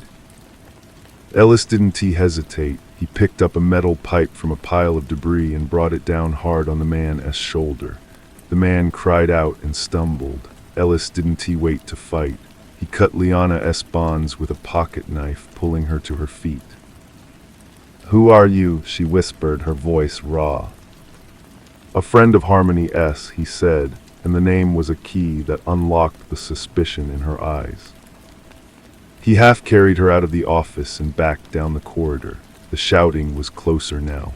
They burst out of the side door into the cool night air just as a series of loud bangs echoed from the front of the warehouse. He didn't look back. He pulled Liana into the maze of alleyways behind the riverfront, running until his lungs burned and the sounds of the warehouse were far behind them. They stopped in the sheltered doorway of a closed shop, both of them gasping for air. Liana leaned against the brick wall, her body trembling from adrenaline and exhaustion. She looked at him, really looked at him, in the dim light. "The quiet one," she said, her voice a little stronger. "Ellis. She told me about you. She said you had survivor's eyes." The words hit him with the force of a physical blow. He had never thought of himself as a survivor, a victim, a refugee, a ghost, but never that. "The debt," he said, the question hanging between them. "Is paid," Liana confirmed. She reached into her jacket and pulled out a small, folded piece of paper. "This is for you, a final message from her." His hands shook as he took it. He didn't open it there. He just nodded, the weight of the last few days of the last few years settling onto his shoulders. He had walked back into the rain and had come out the other side. He had a bus ticket in his pocket and a girl to deliver to safety. He had a message to read, and for the first time he had the faint, fragile outline of a future that was his own. He found a cheap motel room for them, paying with the cash from the envelope. Liana fell into a deep, immediate sleep, but Ellis sat in the worn armchair by the window, the folded note in his hand. The streetlight outside cast a pale orange glow into the room. He finally opened it. The handwriting was hers, swift and elegant, just like the woman he remembered. It was not a long letter. Ellis, if you are reading this, then you are free, truly free. I knew they would come for Liana. She is my sister, and she knows too much. I could not protect her, but I knew I could count on you. You have a strength you do not yet see. The debt was never yours to bear. It was mine for setting you on this path. Consider it settled. Do not look back, do not seek us out. The network is a shelter, but it is also a cage. Live your life, be Eli, be someone new. That is the only victory that matters. There is no more rain. Light. He read it 3 times, then folded it carefully and put it in his wallet. He looked over at Liana, sleeping peacefully. She was safe. The debt was paid. The words echoed in the quiet room. There is no more rain. The next morning he bought 2 bus tickets. One for Liana to a city where she had contacts, a safe house within the network, the other for himself, pointing home. They parted at the terminal with a quiet nod, a shared understanding passing between them. No names were exchanged, no farewells were given. The journey back felt different. The world outside the window seemed sharper, more real. He wasn't running towards something or away from it, he was just moving. When he finally reached his town, the familiar streets felt both smaller and larger than he remembered. He walked from the bus stop, his bag slung over his shoulder, the key and the feather still in his pocket. He saw his house and he saw Sarah's car parked in her driveway next door. He kept walking, past his own front door and knocked on hers. She opened it, her expression shifting from surprise to a deep, relieved warmth. "You're back," she said. "I'm back," he replied. He didn't step inside, just stood on the porch. "The camping trip is over. The stuff from my old life, I think it's finished." She searched his face and he let her see the truth of it. The fear was still there, a faint echo, but it was no longer in control. Something quieter and more solid had taken its place. "Good," she said, then she smiled, a real, full smile this time. "You want to come in? I was just about to make some coffee." He nodded, and as he stepped across the threshold, he felt the final piece of his old self fall away. He was not Ellis, the boy from the rain. He was not just Eli, the grocery clerk. He was something else, something he would have to build day by day. He sat at her kitchen table, the ordinary sounds of her life a comforting melody around him, and he knew for the first time that he was home. The coffee was bitter and hot. He held the mug in both hands, letting the warmth seep into his fingers. Sarah didn't press him for details, for which he was profoundly grateful. She just talked about her week, about a new book she was reading, about the neighbor's dog that kept digging up her petunias. It was all so normal, so beautifully mundane, and he clung to the sound of her voice like a lifeline. Later, when he finally walked into his own house, his mother was sitting at the kitchen table, a single cup of tea cooling in front of her. She looked up, and the fear in her eyes slowly melted into a weary acceptance. He didn't offer an explanation, and she didn't ask for one. He simply went to her, put a hand on her shoulder, and squeezed. She covered his hand with her own, and they stood like that for a long moment, a silent treaty signed in the quiet kitchen. The next day he went back to work. The market was the same, the shelves still needed stocking, the customers still needed their groceries bagged, but everything felt different. The air was lighter. When he looked at the door, it was just a door. When he walked home, his heart was quiet in his chest. He stopped by the vacant lot. The stone was still there. He didn't lift it. He just looked at the green shoots, thicker now, pushing through the blackened earth. A week later, he was in the park with Sarah, sharing a bag of peanuts and watching the squirrels. The sun was warm on his face. She was telling a story, her hands moving animatedly through the air, and he was laughing, a real, unforced laugh that felt strange and wonderful in his chest. It was then he saw him, the old man with the kind, weathered face, the one who had given him the key. He was sitting on a bench across the path, feeding the pigeons. Didn't he look at Ellis? Didn't he give any sign of recognition? He just sat there, a peaceful figure in the afternoon sun. Ellis felt no fear, no panic. He watched the man for a moment, then turned back to Sarah, catching the tail end of her sentence. He nodded, smiling, and offered her the last peanut. The network was still there, a silent current running beneath the surface of the world. It had saved him, and he had, in his own small way, helped it. It wasn't a cage for him, not anymore. It was just a part of the landscape, like the trees or the old stone buildings. He was outside of it now, truly outside. He was living his life just as Harmony had instructed. He was being Eli. He looked up at the clear, blue, cloudless sky. There was no more rain. Story 4. The faucet in the en-suite bathroom dripped. It was not a frantic, desperate sound, but a slow, metronomic punctuation to the silence. Plink, a pause long enough to make you believe it had stopped. Plink, there it was again, a tiny, liquid hammer striking the porcelain basin. Lori lay in the vastness of the bed, her body rigid, listening to it. She did not know this room. She did not know the weight of the duvet covering her, nor the scent of the lavender fabric softener that clung to the sheets. She did not know the man sleeping soundly beside her, his breathing a soft, regular counterpoint to the dripping tap.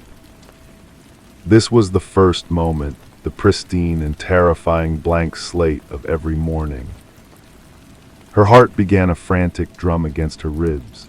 She carefully, so carefully, slid her legs out from under the covers, her bare feet meeting the cold smoothness of the oak floor. She stood, a ghost in her own life, and padded to the bathroom. The face in the mirror was a stranger-esque pale, dark hair cut in a sharp, expensive bob, eyes the color of a winter sky, wide with a fear that was both fresh and, she sensed, deeply habitual. There were no photographs on the walls, no trinkets on the vanity. Just a single toothbrush, a tube of paste, a glass, sterile, anonymous. The man was standing in the doorway when she turned around. He was handsome, in a carefully assembled way. Hair the color of sand, swept back, a concerned smile that did not quite reach his blue eyes. "Laurie," he said, his voice a gentle baritone. "Good morning, how are you feeling?" She could only stare, her hand gripping the cold edge of the sink. He sighed, a performance of weary patience. "It's me, Hayden, your husband." He stepped forward, his hands raised in a placating gesture. "The doctor said the disorientation might last for a while. It's okay. We'll get through it together, like we always do." He led her to the kitchen, a space of gleaming steel and gray marble. He made her tea, his movements precise and familiar. He explained it all as if reading from a script he knew by heart. A car accident 6 months ago, a traumatic brain injury, anterograde amnesia severe that reset her each time she slept. Her past was a locked room and the key was lost. "It must be frightening," he said, placing the china cup before her. "But I'm here. I'll always be here to remind you who you are." Who she was, the words echoed in the hollow space inside her. She looked at his hands, clean, with neatly trimmed nails. She looked at the perfect order of the kitchen, not a crumb out of place. It felt less like a home and more like a stage set. Later he left for work, kissing her forehead with a dry, cool pressure. "Your medication is on the counter," he reminded her, "and your journal. Dr. Lance said it's important to write things down, to try and build new pathways." The journal was a beautiful, leather-bound book. The first page, in a handwriting she did not recognize as her own, read, "My name is Laurie. The man here is Hayden. He is my husband. I was in an accident. I am safe." She flipped through the pages. Each entry was nearly identical, a variation on the same theme of confusion and gratitude for Hayden's presence. The sameness of it was suffocating, but then her thumb caught on a page near the middle. The paper felt different, slightly rougher, and the writing there was different too, smaller, more frantic, pressed deep into the page. "He watches me all the time. She turned the page, another, later entry in the same frantic script. The pills taste like metal and dust. Don't take the pills. A coldness deeper than the morning's initial fear seeped into her bones. She looked at the small plastic cup on the counter, the two white ovals inside. She picked one up. It was unremarkable. She brought it to her lips, then pretended to swallow, palming it instead. She slipped it into the pocket of her robe, a tiny, hard secret. The day stretched before her, an empty canvas. She wandered the house, a museum of a life she couldn't remember. It was all tasteful, expensive, and utterly devoid of personality. No messy bookshelves, no stacks of mail, no childhood photographs. In the living room, a grand piano stood, its lid closed, a layer of dust on the black lacquer suggesting it was never played. Her fingers trailed across the lid, leaving faint trails in the dust. A memory, or the ghost of one, flickered, not of playing, but of a sound. A dissonant chord struck hard, ringing through a different, smaller room. The image was gone as quickly as it came, leaving only a residue of unease. She found herself in Hayden's study, a room he had told her was off limits. For her own safety, too many sharp objects, too much clutter that could confuse her. The door was unlocked. The room was the opposite of the rest of the house. It was lived in. A heavy oak desk was littered with papers. A computer hummed softly, and on the wall was a single framed photograph she had not seen anywhere else. It was of Hayden and her, but a version of her with longer, sun-bleached hair, laughing. They were on a beach, and standing slightly behind them, his face partly obscured by the shadow of a wide-brimmed hat, was another man. He was tall, with a lean, almost hungry look about him. She did not know him, but her body did. A jolt, like a static shock, went through her. She heard the key in the front door and fled the study, her heart hammering. Hayden came in, his smile easy. "How was your day, my love?" "Quiet," she said, her voice a whisper. That night, after a dinner where he spoke of benign things, his work, the weather, she lay awake long after his breathing had deepened into sleep. The faucet still dripped, plink, plink. It was no longer just a sound, it was a countdown. She slid her hand under her pillow and felt the sharp corner of the pilfered pill she had hidden there, a tiny shard of defiance. The next morning, the reset was just as absolute. The terror was fresh, the stranger in the bed a renewed shock. But this time, as Hayden went through his ritual of reassurance, a part of her, a new and nascent part, was watching him. She noticed the way his eyes flickered to the bathroom, as if checking the sink. She saw the slight tightening of his jaw when she hesitated before taking the medication, which she again pretended to swallow. He left. She went straight to the journal. The new entry was written in the calm, accepting script, but she flipped back. The frantic messages were still there, and there was a new one, a single sentence scrawled in the margin of a later page. "Find Lance, he knows." Dr. Lance's office was the opposite of her house. It was warm, cluttered with books, the air smelling of old paper and bergamot. He was a man in his late 50s, with kind, tired eyes behind wire-rimmed glasses. "Laurie," he said, gesturing to a deep armchair, "it's good to see you. Hayden called, said you've been having a difficult time." "Did he?" she asked, her voice thin. "He is very concerned about you, as am I." Dr. Lance steepled his fingers. "The memory is a fragile thing. It can be a mercy sometimes to forget." "Or a prison," she countered. He looked at her for a long moment, his gaze thoughtful. "What is it you think you've forgotten, Laurie?" "Everything, who I was, what I loved, what I feared." She leaned forward. "I found a photograph in Hayden's study. There was a man in it I didn't recognize." Dr. Lance's expression did not change, but a veil seemed to drop behind his eyes. The past can be a labyrinth. It's often best not to wander too far into it. The mind protects itself for a reason. "He watches me," she whispered, repeating the journal's warning. "The pills, they taste wrong." "Paranoia is a common side effect of your condition," he said, his tone gently clinical. and the medication can sometimes leave a metallic aftertaste. It's perfectly normal. You must trust the process, Laurie, and you must trust Hayden. He has dedicated his life to your care." The session felt like a door being gently, firmly closed in her face. She left feeling more adrift than ever. As she walked down the street, the city sounds were a jarring symphony. A car horn blared, and for a split second, she was not on a sunny sidewalk, but in a dark, roaring space, the smell of gasoline and fear thick in her nostrils. The memory, if it was a memory, was gone as soon as it came, leaving her dizzy. A man was standing by a newsstand across the street.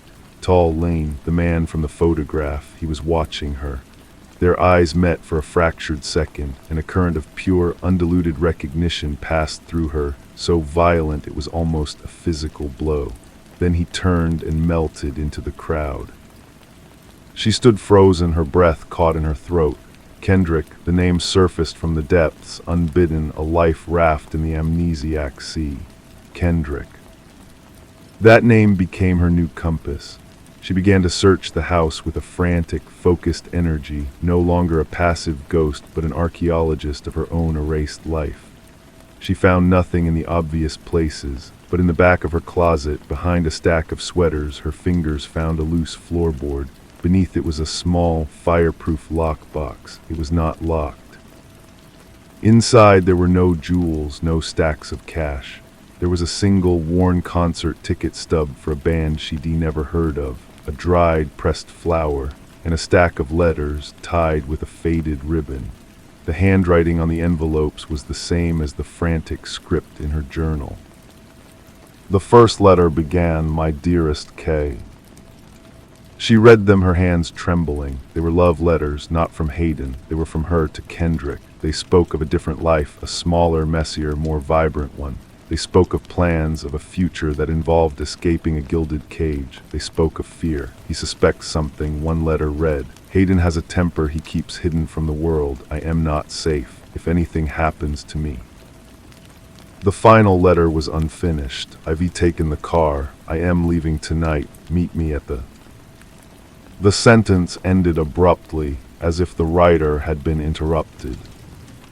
The car, the accident. That night she confronted Hayden. She did not show him the letters. She simply said the name, Kendrick. The change in him was instantaneous and profound. The caring husband facade shattered like glass struck by a stone. His face did not contort in anger. It went very still, his eyes turning flat and cold. "Where did you hear that name?" His voice was soft, deadly. "He was a friend, wasn't he?" She pressed, her own voice shaking. "What happened to him? What happened the night of the accident?"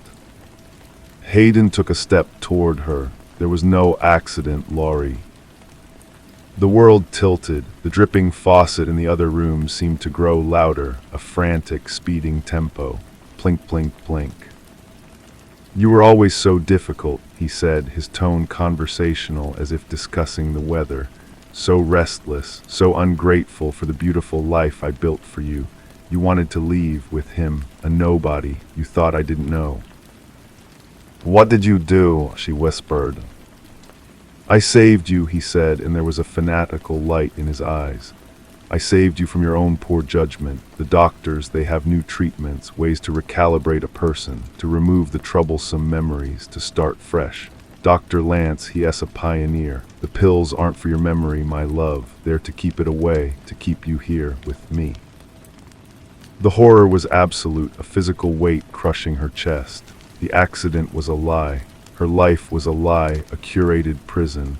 The amnesia was not an injury. It was a sentence, administered daily. "You killed me," she breathed. "You just left my body alive." "I perfected you," he corrected. He moved toward her and she saw the truth of him, the manipulative architect of her emptiness. She backed away, her hand closing around a heavy crystal vase on the console table. The swing was clumsy, desperate. It caught him on the temple. He grunted, stumbling back, more surprised than hurt, but it was enough. She ran. She ran out of the house into the cold, indifferent night. She had no plan, no memory of the city, no one to turn to. The world was a blur of streetlights and shadows. She found herself on a bridge, the river below a black, swirling ribbon. This was the place. She knew it with a certainty that came from a place deeper than memory. This was where her old life had ended. A figure emerged from the shadows, Kendrick. His face was gaunt, etched with a grief that had not faded. "Laurie," he said, his voice raw, "I've been waiting. I knew he couldn't keep you forever." "He told me everything," she said, the words tasting of ash. Kendrick's eyes were desperate. "We can still run. We can get you away from him, find a doctor who can reverse what he's done." But as he stepped forward, another figure appeared at the end of the bridge, Dr. Lance. He stood under a street lamp, his face a mask of professional concern. "Laurie," he called out, his voice carrying on the night air. "You're unwell. You're a danger to yourself. Come with me. Let us help you." She stood frozen between them, the man from the lost love letters and the man who had helped erase her.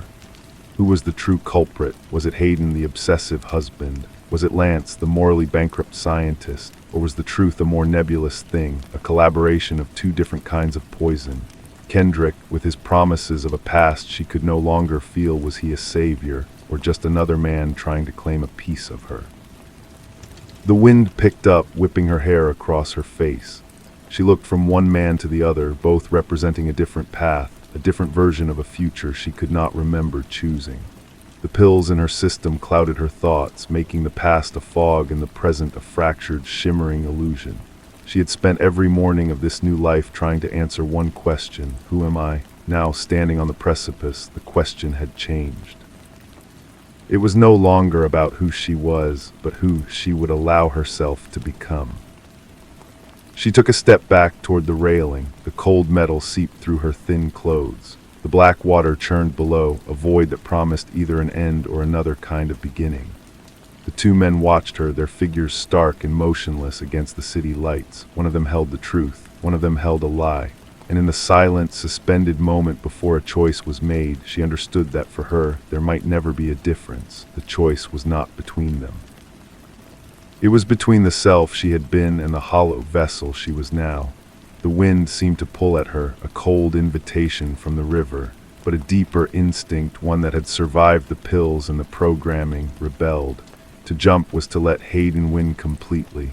To go with Kendrick was to chase a ghost. To go with Lance was to surrender. Her eyes met Kendrick's across the distance. She gave a slight, almost imperceptible shake of her head. She saw the hope in his eyes shatter, replaced by a profound and helpless sorrow. Then she turned to Dr. Lance. "All right," she said, her voice flat, devoid of the earlier panic. "You ray right, I am not well." She walked toward him, her steps slow and deliberate. As she neared, she saw the satisfaction settle into the lines of his face. He believed he had won. He believed the programming was holding. "A very wise decision, Laurie," he said, extending a hand. "Let us get you home." She did not take his hand. She kept walking past him toward the sleek, dark car idling at the curb. She heard his footsteps quicken behind her. The driver, a man she did not recognize, got out and opened the rear door. It was as she was sliding into the back seat that she made her move. Dr. Lance was close behind, his body blocking the view from the bridge for a crucial second. As he bent to follow her into the car, her hand shot out, not to push him, but to plunge into the pocket of his overcoat. Her fingers, cold and nimble, closed around a set of keys and a slim, hard rectangle, his phone. She palmed them and tucked her hand under her leg in one fluid motion, her face a blank mask as he settled in beside her. The car pulled away from the curb. She did not look back at the bridge, at Kendrick. She kept her gaze forward, on the back of the driver's head, on the rain that had begun to streak the window. "Hayden is very worried," Lance said, his tone now purely professional, the concerned facade no longer necessary. "This little escapade will require a reassessment of your dosage." She said nothing. She simply watched the city blur past, memorizing turns, street names, any detail that might anchor her. The car did not take the familiar route back to the house. It wound into a more affluent, secluded neighborhood, finally stopping before a severe, modern building she had never seen, a private clinic. Lance led her inside through a silent, gleaming lobby and into an elevator. He used a keycard to access the top floor. The doors opened onto a hallway so quiet it felt soundproofed. He ushered her into a room that was a more sterile version of her bedroom at home. A bed, a chair, a window that did not open. "Rest now," he said. "We will begin again in the morning."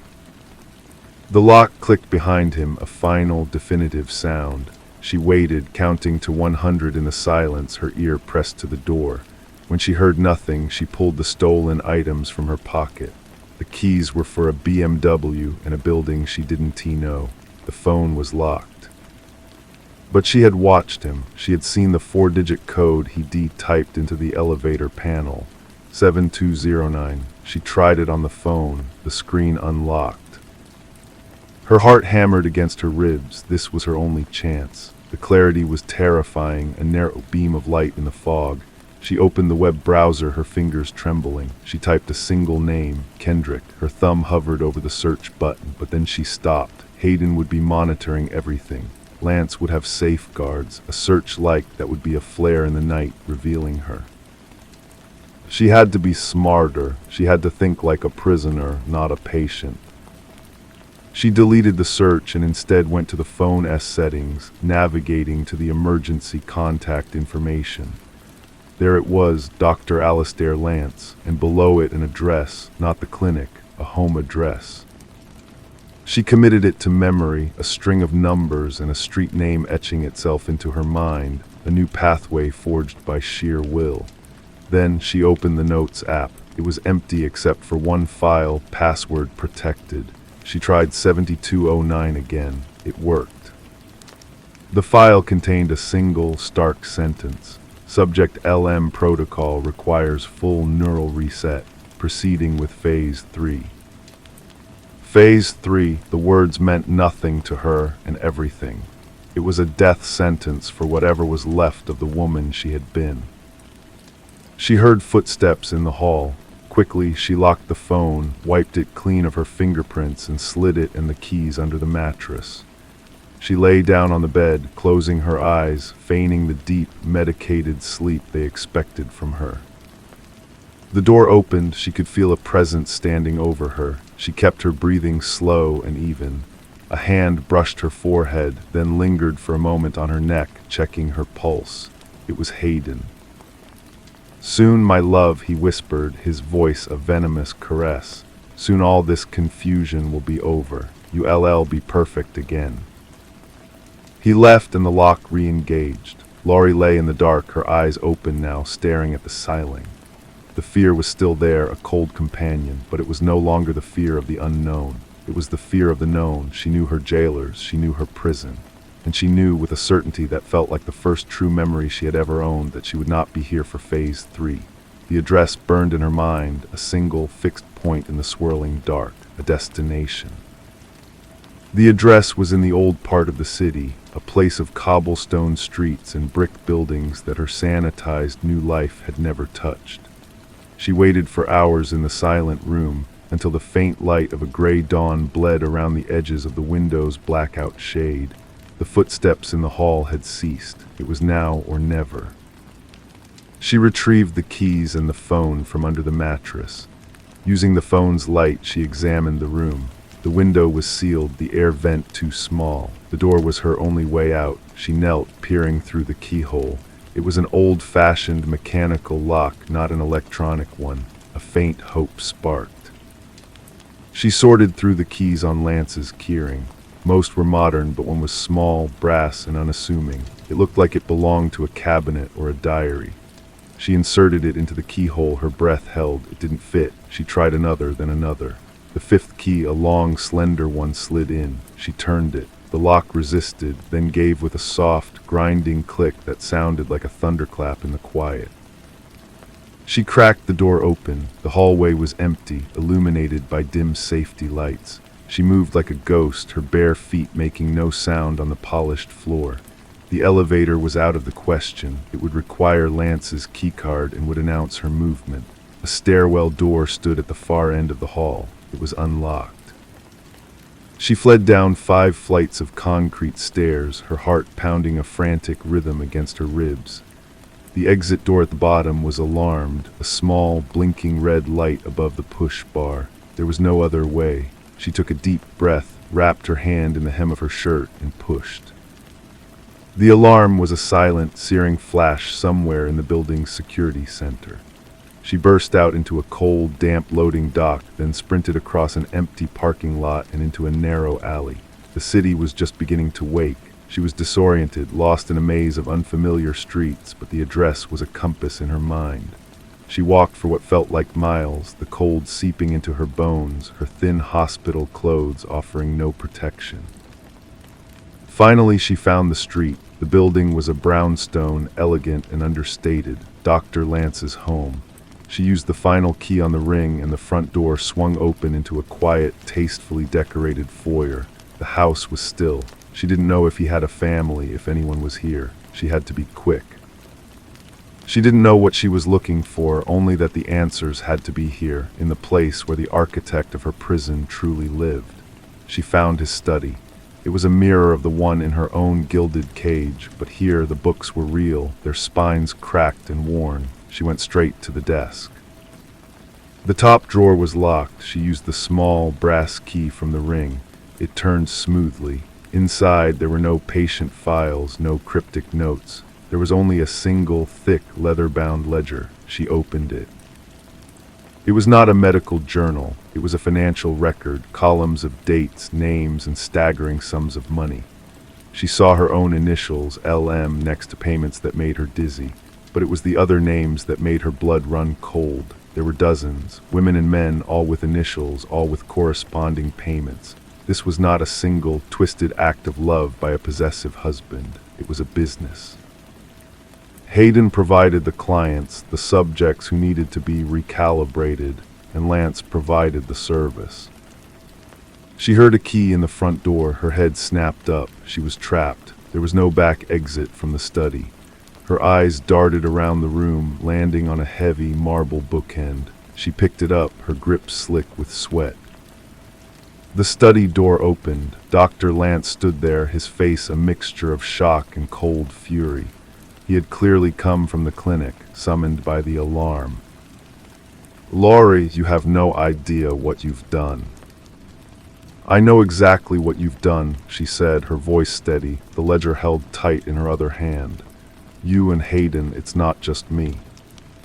"You don't understand the good we do," he said, stepping into the room, his hands open in a placating gesture that was utterly false.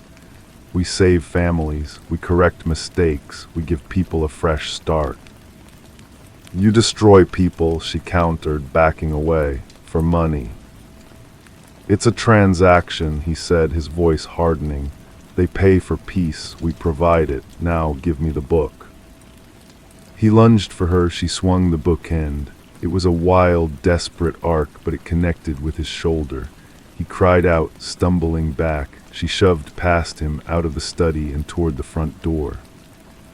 She didn't get far. Hayden was standing in the foyer, blocking her escape. His face was calm, but his eyes were burning with a terrifying intensity. "Laurie," he said softly, "you've been very, very naughty." She was cornered, the ledger clutched to her chest like a shield. The 2 men advanced on her, their professional masks gone, revealing the ruthless operators beneath. She had the evidence, but it was worthless if she couldn't get it out. The front door was so close, yet impossibly far. Hayden smiled, a thin, cruel line. "It's time to come home. Phase 3 is waiting." He took another step, and the movement broke her paralysis. There was no way out past them. Her only chance was up. She spun and sprinted for the staircase, taking the steps 2 at a time. She heard their shouts, the heavy thud of their pursuit. She burst into the first room at the top of the stairs, a bedroom. She slammed the door and turned the old-fashioned key in the lock just as their weight thudded against the other side. The door shuddered but held. She scanned the room for a weapon, a phone, anything. There was a window overlooking a small, walled garden. It was too far to jump. The pounding on the door intensified. Something heavy slammed against the wood, splintering the frame around the lock. They would be inside in seconds. Her eyes fell on the ledger in her hand. The evidence, it had to survive. She ran to the window, fumbling with the latch. It swung open. The cold morning air hit her face. Below, a woman was walking a small dog along the sidewalk, oblivious. "Help!" Lori screamed, her voice raw. "Call the police." The woman looked up, her face startled. The pounding at the door stopped for a moment, replaced by furious, muffled arguing. Lori didn't hesitate. She threw the ledger. It spun in the air, its pages fluttering, and landed with a dull thud on the manicured lawn next to the sidewalk. The woman stared at it, then back up at Lori, her phone already in her hand. The bedroom door exploded inward, swinging on shattered hinges. Hayden stood there, breathless, his hair disheveled. He saw the open window, the woman outside, and his face contorted in a rage so pure it was almost beautiful. "It's over, Hayden," Lori said, her back to the window. "She's calling the police. They'll have the ledger." He took a step into the room, his hands clenching and unclenching. Dr. Lance appeared behind him, his face ashen. "Hayden, we need to go now." Hayden didn't seem to hear him. His eyes were fixed on Lori. "You've ruined everything, everything I built for us." "You built a tomb," she said. He lunged for her. There was nowhere for her to go but out the window. She turned, gripping the sill, ready to risk the fall. But before she could jump, a new sound cut through the morning air, the distant, rising wail of sirens. Hayden froze, his outstretched hand hovering in the air. The sound grew louder, closer. The spell was broken. He looked at Lance, a silent, frantic communication passing between them. Then, without another word, they turned and fled, their footsteps pounding back down the stairs. Lori slid to the floor, her body trembling uncontrollably. She heard the front door slam shut, then the squeal of tires pulling away. She stayed there, curled on the Persian rug, until the sirens reached a crescendo right outside and the room filled with the voices and uniforms of strangers. A female officer knelt beside her, placing a blanket over her shoulders. "You're safe now, ma'am, you're safe." Lori looked up, her eyes drifting to the open window, to the world outside. The woman with the dog was talking to another officer, pointing at the ledger, which was now sealed in an evidence bag. It was over. The prison walls had crumbled. But as the adrenaline faded, a new emptiness took its place. The past was still a void, a story written in a ledger she couldn't read. The future was a blank page. The men who had defined her existence were gone, but the person they had created and the person they had erased were both gone too. She was someone new, standing in the ruins, with only the cold morning light to show her the way. The police station was a blur of muted colors and soft voices. They asked her questions, and she answered as best she could, but her story was full of holes she could not fill. She was a ghost reporting her own murder. They gave her hot tea and referred to her as Jane Doe, a temporary label that felt more accurate than the name Hayden had given her. The ledger, they told her, was a bombshell. It contained codes, bank routing numbers, and initials that were already being cross-referenced with missing persons reports. The hunt for Hayden and Lance was nationwide. She was placed in a temporary shelter, a room with a lock on the inside. For the first time in weeks, she was the one who controlled the door. She lay on the narrow bed, staring at the water-stained ceiling, and waited to feel something. Relief, victory, fear, but there was only a vast, echoing quiet. She had fought for her freedom so fiercely, and now that she had it, she had no idea what to do with it. A few days later, a detective visited her. He was a kind man with tired eyes. He laid a photograph on the small table between them. It was a picture of a woman with long, dark hair and a laughing smile, her arms wrapped around a man who was not Hayden, Kendrick. Her name was Laura Mears, the detective said gently. She was a graphic designer. She disappeared 6 months ago after a hiking trip was reported canceled. Her husband, Kendrick, never stopped looking for her. Laura Mears, the name meant nothing. She tried to feel a connection to the smiling face, to summon a memory of the man holding her, but it was like looking at a photograph of a stranger. The detective slid another piece of paper toward her. It was a printout of a financial transaction from Lance S. Ledger. A payment from an entity called Halcyon Holdings Hayden S. Company coincided exactly with the date of her disappearance. We believe Hayden became obsessed with you after a business deal with your firm went sour, the detective explained. He couldn't have you, so he decided to remake you. She listened, assembling the facts of a life that had been stolen from her. Laura Mears, married to Kendrick, loved hiking, had a cat named Jinx. Each detail was a stone dropped into the well of her amnesia, and she waited for the splash, for some ripple of recognition. Nothing came. Kendrick would like to see you, the detective said. Yes, waiting outside. Panic, cold and sharp, lanced through the numbness. I can tell. He understands it as complicated. He just wants to know you ray safe. She finally nodded, a stiff, reluctant motion. The detective left, and a moment later the door opened again. Kendrick stood there, hesitating on the threshold. He looked older than he had on the bridge, the lines on his face deepened by a grief she could observe but not share. Laura, he whispered, the name a question and a prayer. I am sorry, she said, the words feeling inadequate. I don't remember you. He nodded, swallowing hard. That's okay. We can start over, however you want. He took a cautious step into the room, his eyes full of a desperate, hopeful love that felt like a weight. He saw a ghost, and he wanted his wife back, but she wasn't his wife. She was the empty page Hayden and Lance had created, and the person who had fought her way out of that room. Laura Mears was another story, one that had ended 6 months ago on a mountain trail. I need to be alone, she said, her voice soft but firm. The hope in his eyes dimmed, but he accepted it. Okay, whatever you need, I'll be here. I am not going anywhere this time. When he was gone, she walked to the small mirror above the sink. She studied the face reflected there, the face of Laura Mears. It was a pleasant face, but it was a mask. The person behind the eyes was someone new. She was not the woman Hayden had tried to create, nor was she the woman Kendrick was waiting for. She was the one who had stolen a phone, picked a lock, and thrown a ledger out a window. Her past was a collection of facts in a detective-esque file. Her future was an unwritten road stretching into a foggy distance. She didn't know who she was, but for the first time that felt like a beginning instead of an end. She turned from the mirror, walked to the door, and stepped out into the hall, ready to find out. The hall was long and institutional, lit by harsh fluorescent lights. A social worker approached her, clipboard in hand, and began talking about transitional housing, therapy, state assistance. The words washed over her, not quite sticking. She nodded at the appropriate moments, but her mind was elsewhere, building a wall against the well-meaning suffocation of a system that would try to define her anew.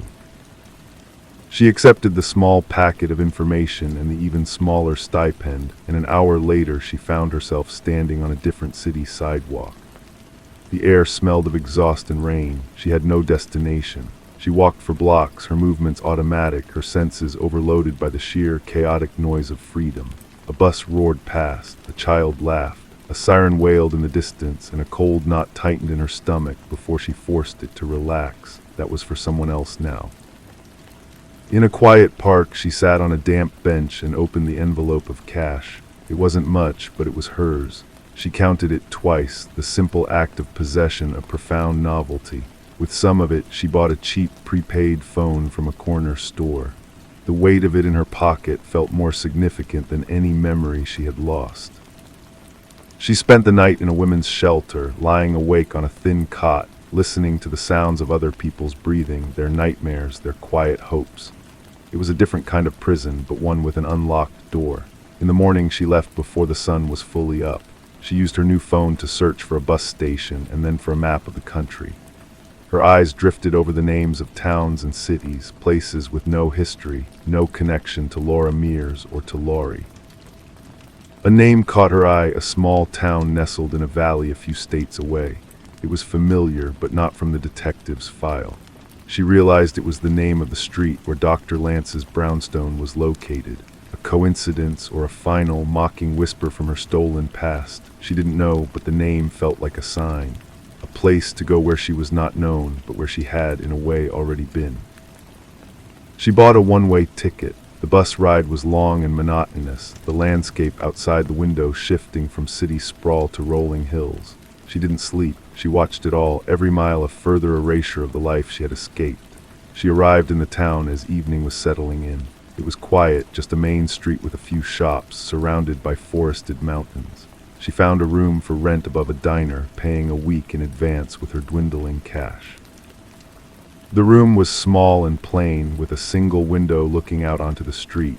It was the first space that was truly her own. That night, she sat on the edge of the bed and opened the Notes app on her new phone. The screen was blank. She typed a single sentence, the first entry in a new history. My name is not Laurie, it is not Laura. It is, and then she stopped. The cursor blinked, a patient, silent companion. She didn't type a name, she didn't know it yet. Instead, she deleted the line and started again, writing what she knew to be true. I am here, I am free, the rest can wait. She saved the note, turned off the phone, and lay down in the dark, listening to the unfamiliar sounds of a small town at night. And for the first time, the silence within her felt not like emptiness, but like peace. The job at the diner came easily.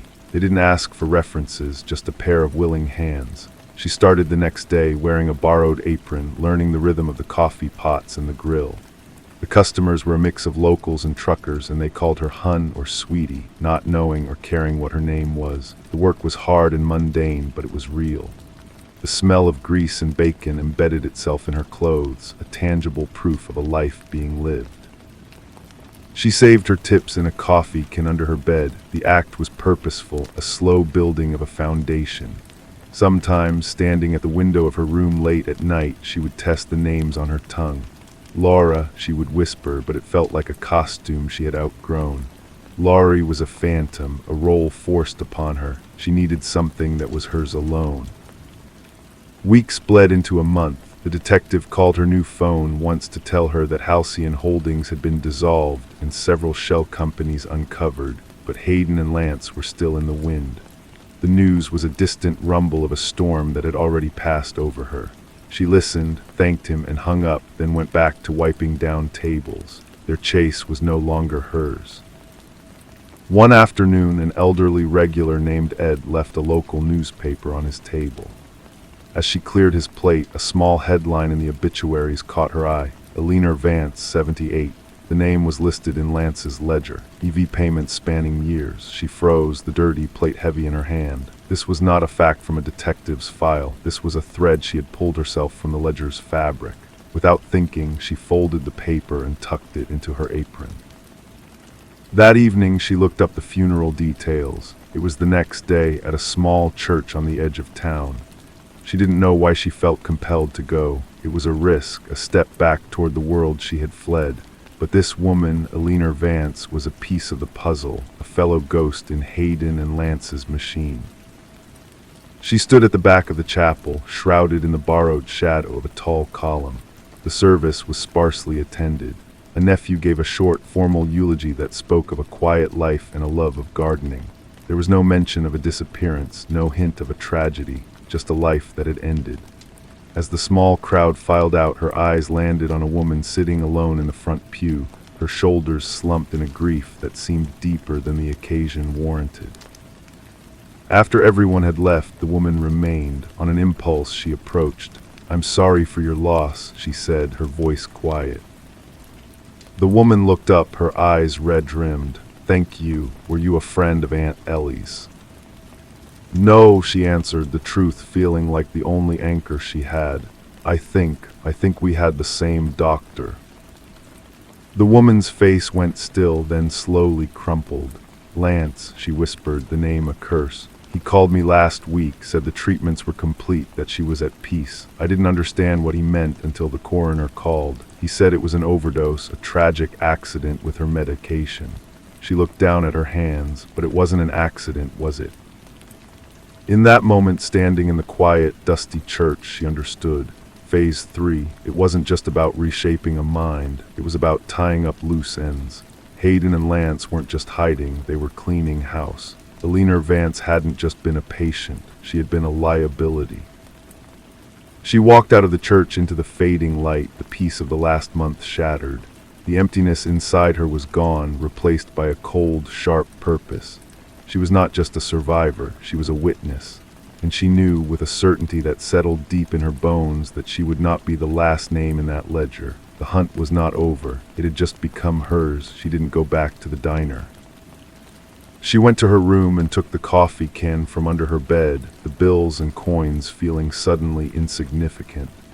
She had been building a life on a foundation of sand, pretending the past was buried, but the past was a living thing, and it was hunting others. Alina Vance's niece had given her a name, a town, a thread to pull. The woman whose name was Sarah had been suspicious of Dr. Lance for years, ever since her vibrant, sharp-witted aunt had begun to slowly change, becoming placid and forgetful. Sarah had a folder, she said, emails, bank statements, things that didn't add up. She had been too afraid to go to the police, worried they would dismiss her as a paranoid niece. Now, with her aunt gone, her fear had been replaced by a grim resolve. They met in a library 2 towns over, a neutral, quiet space. Sarah slid a slim manila envelope across the table. Her hands were trembling. He took everything from her money, her mind, and finally her life. He can't just get away with that.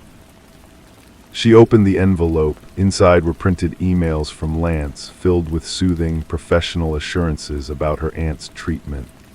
There were copies of bank transfers from Alina's account to a corporate name she didn't recognize, but the amounts and dates corresponded with entries in the ledger. It was a pattern, a blueprint of ruin. "I'm not Laura Mears," she said, looking up at Sarah. "And I'm not the woman Hayden tried to make, but I was one of Lance's patients. I know what he does." Sarah's eyes widened, but she didn't flinch. "What do we do?" The word was foreign and solid. She was no longer alone. "We find the others, the other initials in the ledger. We connect the dots until the picture is so clear no one can ignore it." That night she spread the contents of the envelope on her floor, alongside the few notes she had made from her own fractured memories. She cross-referenced dates and amounts, building a map of Lance's cruelty. It was meticulous, patient work. This was her new language, her new purpose. The quiet of the small town was no longer peace, it was the calm before the storm. Hayden and Lance were out there, erasing lives, but she was no longer a victim to be erased. She was becoming something else, a hunter in the shadows, and she would use every lesson they had taught her about survival to bring them down. The prepaid phone buzzed on the floor beside her, a harsh, electronic intrusion. It was the detective. She let it go to voicemail, her focus unwavering on the documents. He would want her to step back, to let the professionals handle it. But the professionals had let Lance operate for years. They had not been in that room. They had not felt the cold certainty of a personality being systematically dismantled. She listened to the voicemail. His voice was tense, concerned. "Laurie, or whoever you are now, we got a ping on a credit card used by one of Lance's aliases. It was in a city about 200 miles from you. I need you to be careful. I think they might be tidying up. Call me back." It was confirming what she already knew. They were close and they were active. She didn't call him back. Instead, she used her new phone to search for recent, unexplained deaths in the regions corresponding to other ledger initials. It was a grim task, sifting through digital graveyards, an apparent suicide of a retired accountant in a nearby state, a car accident that killed a former school teacher a few towns over. Each one felt like a potential piece of the puzzle, a ghost whispering from Lance's ledger. Sarah became her remote partner, using her own computer to dig into public records, cross-checking the names of the deceased with property records and business filings, looking for a connection to Halcyon or its many shadows. They communicated through an encrypted app Sarah knew about, their messages a stream of dead ends and small, chilling breakthroughs. Days turned into a week. The coffee can was nearly empty. Her rent was due. The manager at the diner had left 3 messages, his tone shifting from concern to annoyance. Her life as a waitress was over. This was her life now. Then Sarah sent a new message, just a name and an address. M. Flores. The M matches the ledger. She's alive. She lives in a managed care facility. It's called the Willows. The address was only an hour's drive away. She looked at the last of her money. It was enough for a tank of gas and a little more. She packed her few belongings into a single bag, the manila folder tucked securely inside. She left the key to the room on the table and walked out into the night, not looking back. She drove a beat-up sedan she had bought from a used car lot, the engine rattling in protest. The Willows was a low, modern building set back from the road, lit by soft, inoffensive lights. It looked peaceful, a place of rest, but she knew better. Places like this were perfect hunting grounds for a man like Lance. She parked across the street, watching. She didn't have a plan, only a conviction that she had to see this woman, to look into her eyes and know if she was another one of Lance's creations, waiting for her final silent command. As she watched, a sleek, dark car pulled into the facility's parking lot. Her breath caught. The driver's door opened and a man got out. He was tall, wearing a long coat, his movements efficient and familiar. It was Lance. He didn't look around. He walked purposefully toward the entrance, a medical bag in his hand. Phase 3. He was here to tie another loose end. She was out of the car in an instant, not thinking, only moving. She crossed the street, her heart hammering against her ribs, not with fear, but with a furious, cold rage. He was not going to erase another life, not while she was there to bear witness. She was just a few feet behind him when he reached for the door. He paused, his hand on the handle, sensing her presence. He turned slowly, his face a mask of professional calm that did not quite hide the shock in his eyes. For a long moment, they simply stared at each other, doctor and patient, creator and creation, hunter and hunted. "You," he said, the single word laced with a venom she remembered from the room. "Me," she replied, her voice steady. "You're not going in there." A cold smile touched his lips. "This is none of your concern. You have no idea what you're interfering with."